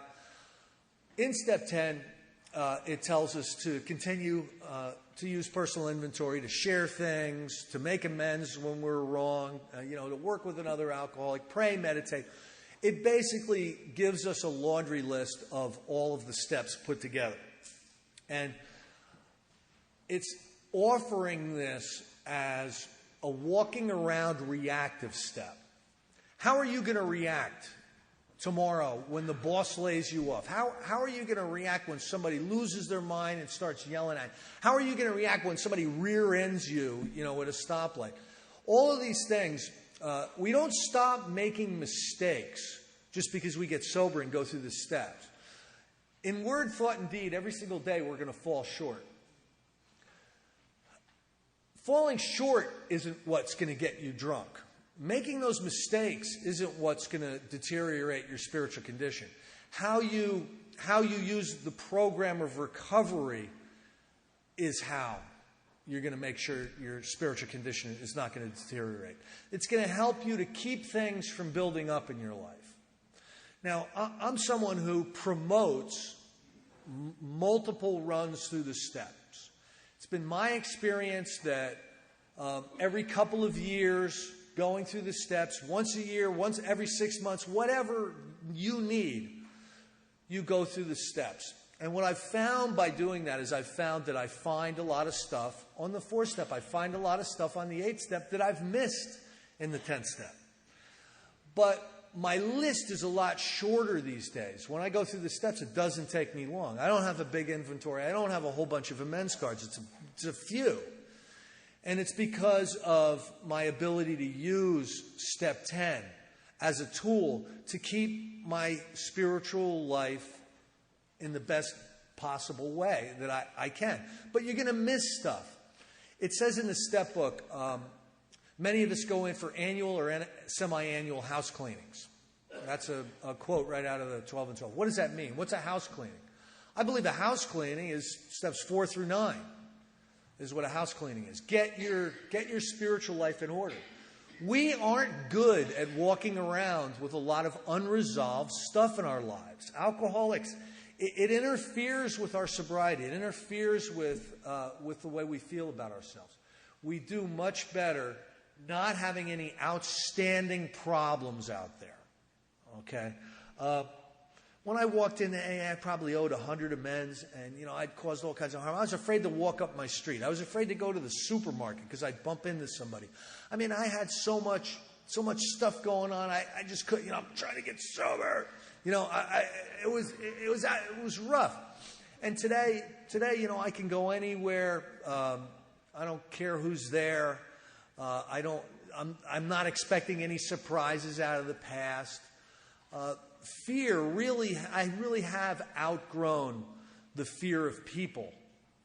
And that's a big thing. That's a really good thing. It allows me to do a lot of things in my life that I otherwise would have been too anxious or have way too much anxiety to be able to do.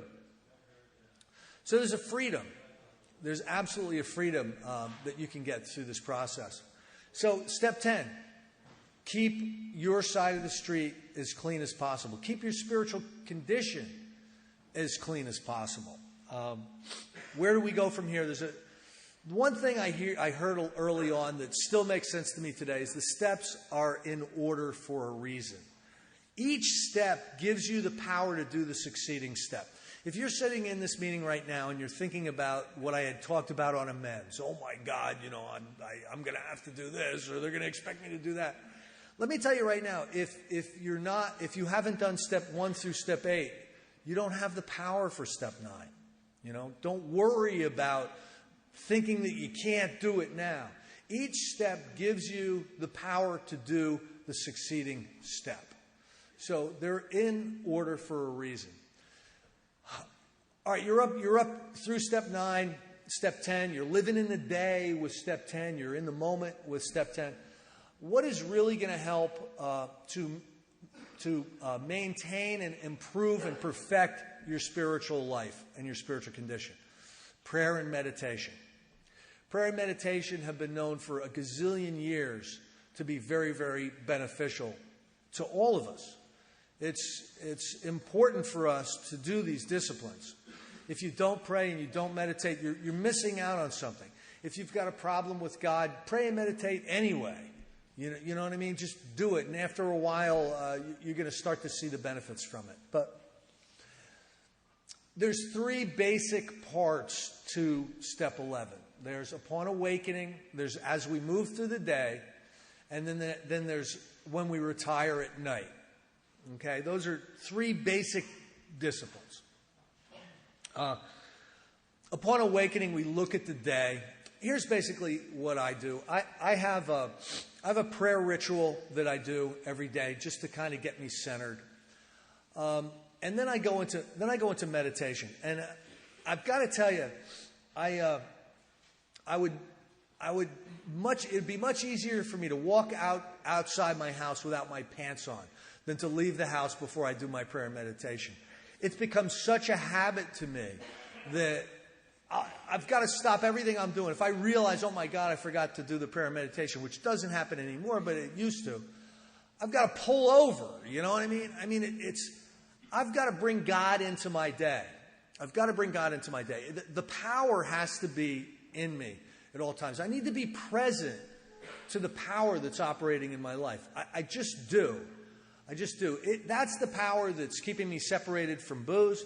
That's the power that's helped me recreate my life.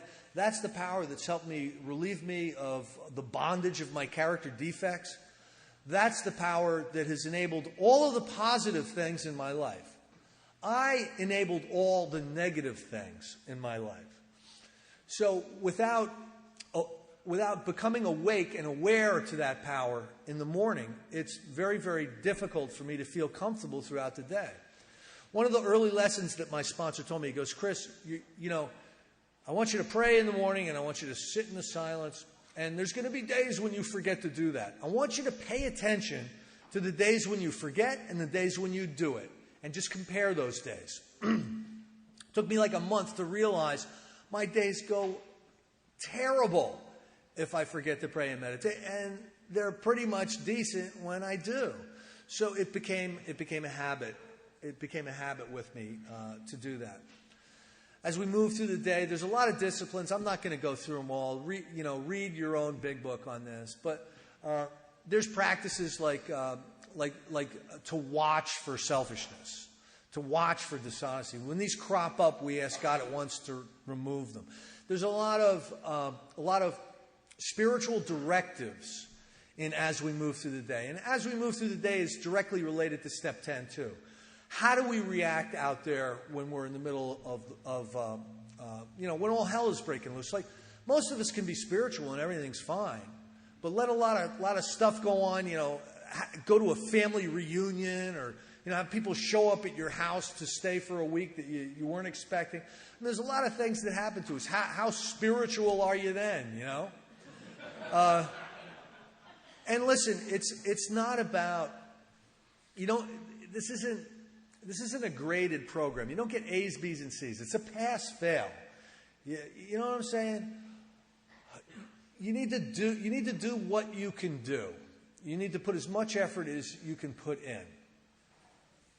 And as I walk through the day, I need to be awake and aware of the Spirit inside me. Awake and aware of the way I need to live my life in a spiritual manner. And I need to do that to the best of my ability. Again, over the course of time, I'm talking 18 years of this for me. I've gotten better and better. There's an evolution to your recovery, but you need to get on the path. Today, I cause very little harm in the universe. I really do. I cause very little harm in the universe, but it wasn't long ago when I was causing a lot of harm. One of the things that I found very, very difficult to deal with for many years was judgmentalism. Man, I was judgmental. That meeting over there, that person sharing over here, oh no, their hand is going up again. Or my boss was always a jerk. The cops were always after me. The wrong political party's in. The economy's going to hell. And I was wrapped up in a very negative worldview.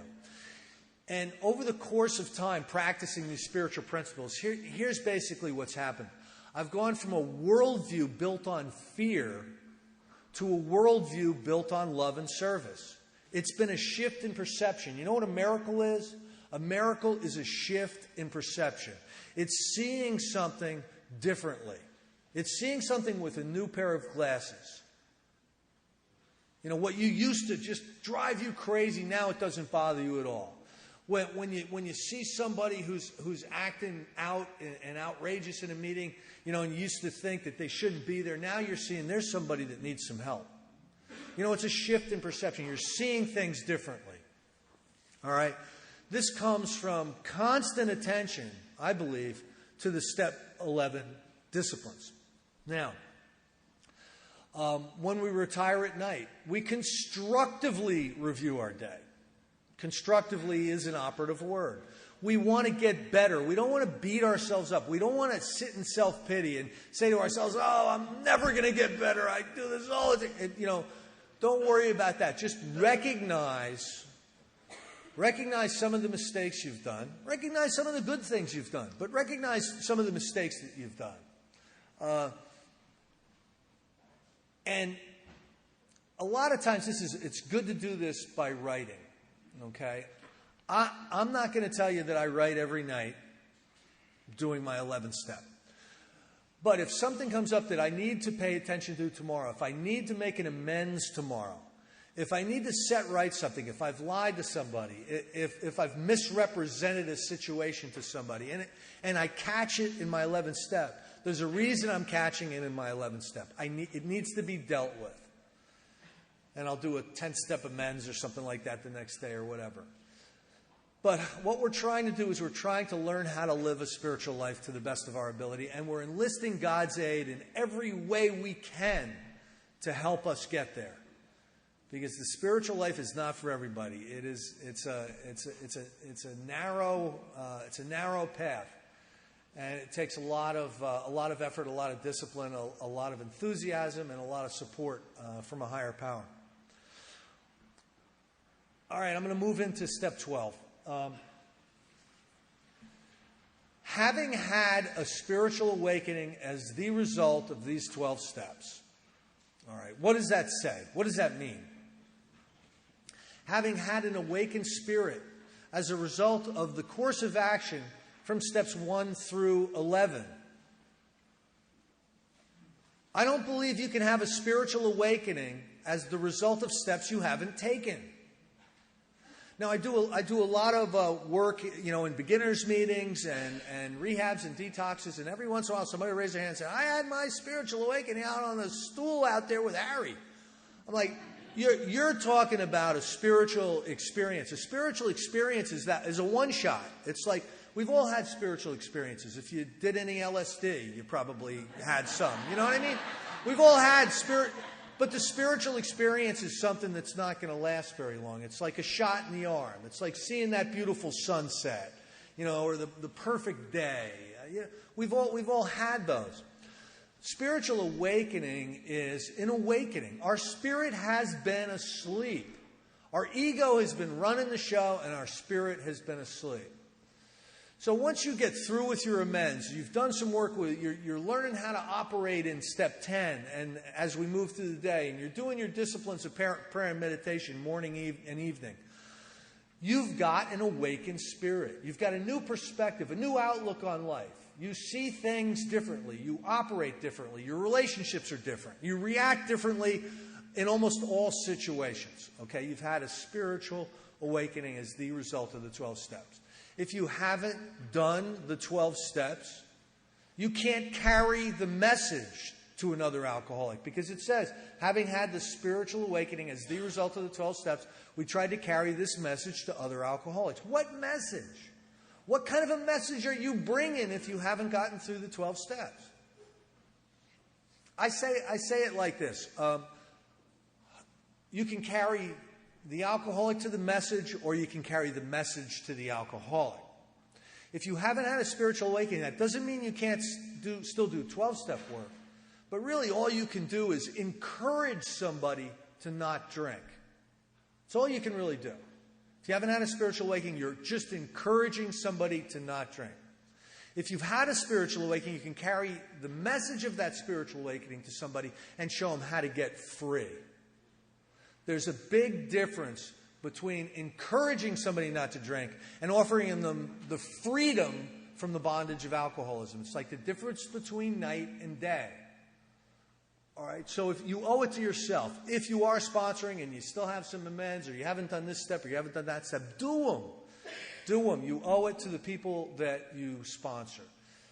If you haven't sponsored anybody and you're not going through the steps, at least wait, until you're halfway through your amends and you got something to share.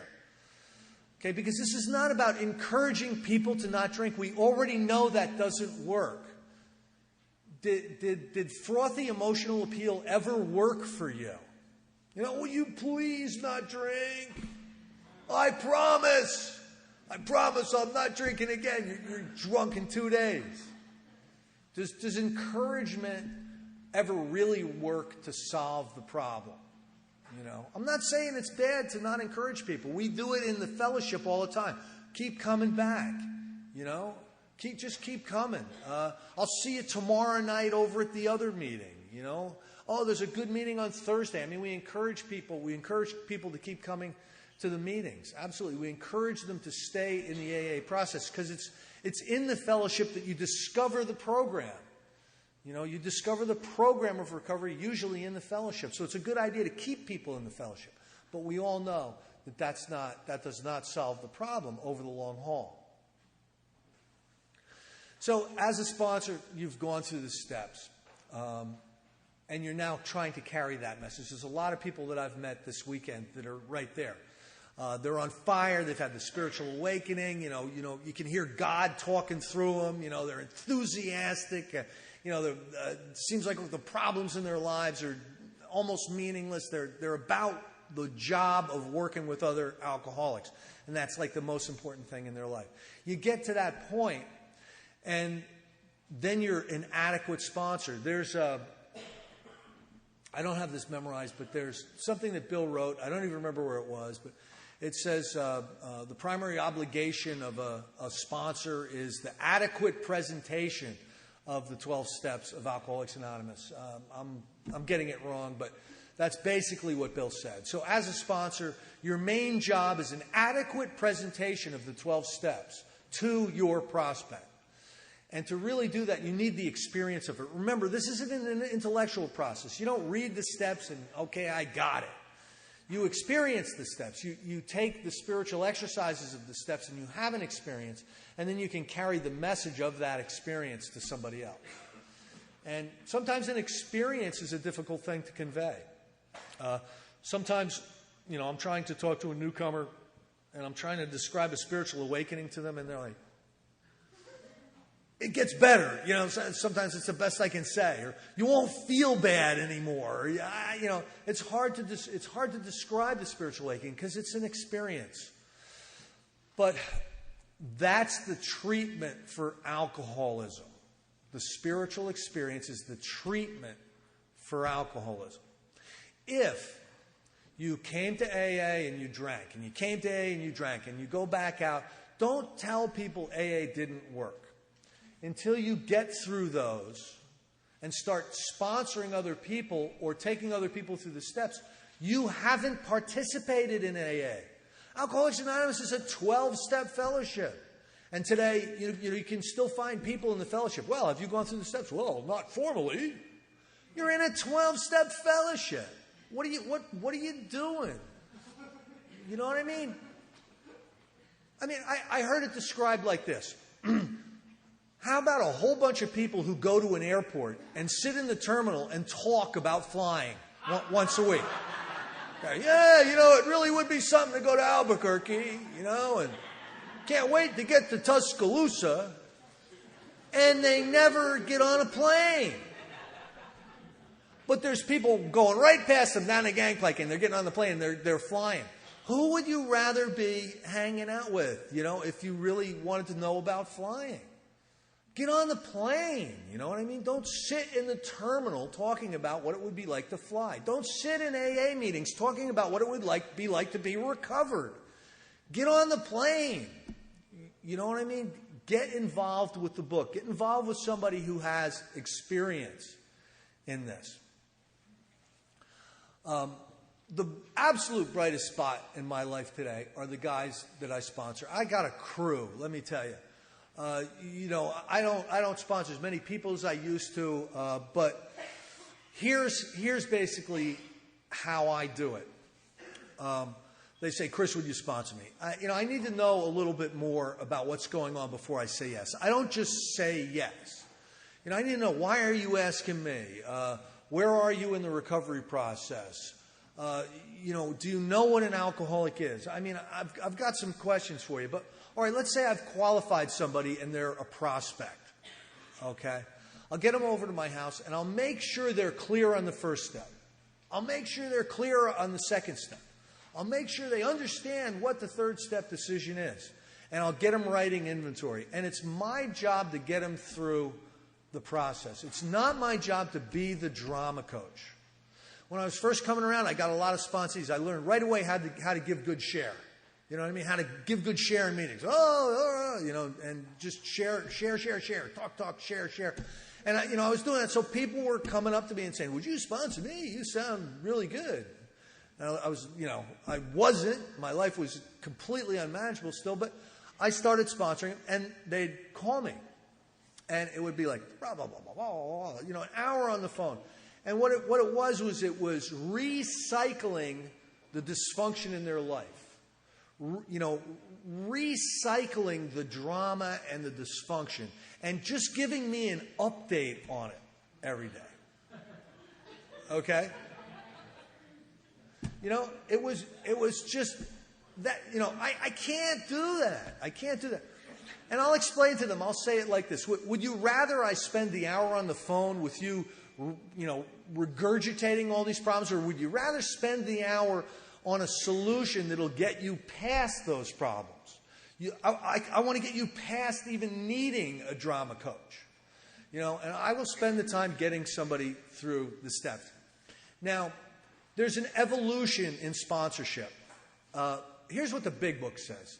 The big book says there's a prospect. That's somebody who needs Alcoholics Anonymous, needs the 12 steps, they're dying of alcoholism. Once you've landed them, they're now your protege.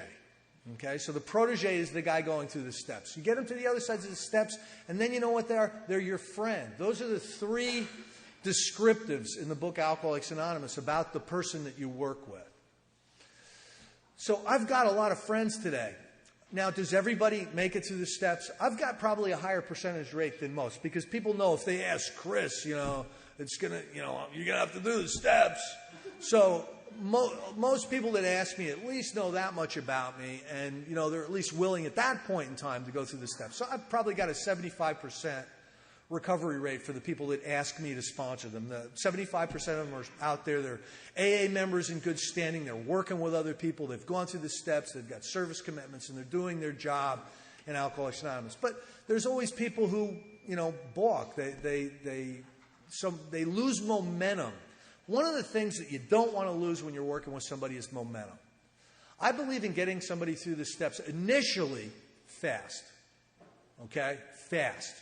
Now, why is because you lose momentum. If you take too much time between steps 3 and steps 4, it takes you 6 months to write inventory.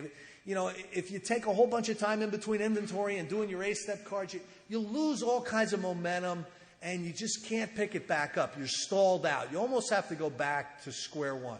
This happens a lot. But if you have somebody, you're concentrating on the process, and you're encouraging them, and you're moving them, and you're motivating them, you can usually do this pretty quickly. A guy came over from Denmark 2 weeks ago to visit my house. He was in a very, very black place. Very black place. He'd been in AA for 3 years. A lot of things weren't going his way. And, I pictured him. I pictured him as somebody who's likely to drink. So we invited him over to our house. And in 3 days, he had his amends cards, and he was ready to fly back to Denmark. He stayed a little bit extra time, but when he got back to Denmark, the first thing he did was he started knocking out the amends. He's a changed man. This is in, with maybe 16 hours worth of work. This is a changed man. Absolutely a different person. You wouldn't even recognize him. That's the power of this process. This process is unbelievable when you really get down and get involved in it. Now, where do you find people to take through the steps? You find them where you can find the most sick and suffering alcoholics in the world. You find them at AA meetings. Okay? There are so many people who are still sick and still suffering in AA meetings because they have not made it from step 1 to step 12. And they're still churning around in their dysfunction. They're still updating you on the drama du jour that's going on in their life at every closed-minded discussion meeting you go to. You know what I mean? That's where you can find a lot of them. Get some rehab commitments. Get some detox commitments. Get involved in carrying the message however you can carry it. It's important for your own sobriety to be carrying this message. I've seen thousands of people in AA. I've never, ever seen somebody who's consistent with meetings, has gone through the steps with a sponsor as completely as they could, and then pays a lot of attention to 10 and 11 and goes through them again whenever they need to, and who is sponsoring other people and working with other people. I've never seen one of those people drink. Never. Never in my life has somebody who's consistent with that process ever drank around me. They've always fallen short somewhere. They've fallen short on working with others, usually. They've fallen short with the step process, or they've fallen short with meetings. But usually it's working with others. So it's important. This is a progressively fatal illness. The treatment and solution for this illness is consistent meetings, going through those steps, and then carrying that message to others. Simple. You want to participate in that? You want to be safe and protected from alcohol? You want the problem to be removed? You want your quality of life to start going up instead of down? Pay attention to this stuff. Pay attention to this stuff. You know, it's insane what goes on in Alcoholics Anonymous. Like, if you were suffering from pancreatic cancer and a doctor comes to you and says, well, it's hopeless, you know, you've only got a short time to live, it's progressively fatal, everything's going to get worse. Well, doc, is there nothing I can do? Well, there's this new 12-step procedure out in Minneapolis that they've seen that almost everybody that's gotten involved with it has recovered. You would sell your house, you'd sell your family, you'd quit your job, and you'd go to Minneapolis for that process, wouldn't you? You would, because if you knew of something that would save your life, you would be gone. But there's a lack of enthusiasm in unrecovered alcoholics, because inherent in alcoholism is an inability to really see how much trouble you're in. You know, so I'll get somebody to come up to me. I mean, his world is on fire. He's got summonses in his back pocket. You know, he's thrown out on the street. You know, oh, will you help me? Will you help me? And I'll say something like, okay, come on over to my house on Thursday night and we'll start working on step 1. Oh, Thursday. That's a bad night for me. You know, I've got badminton practice on Thursday.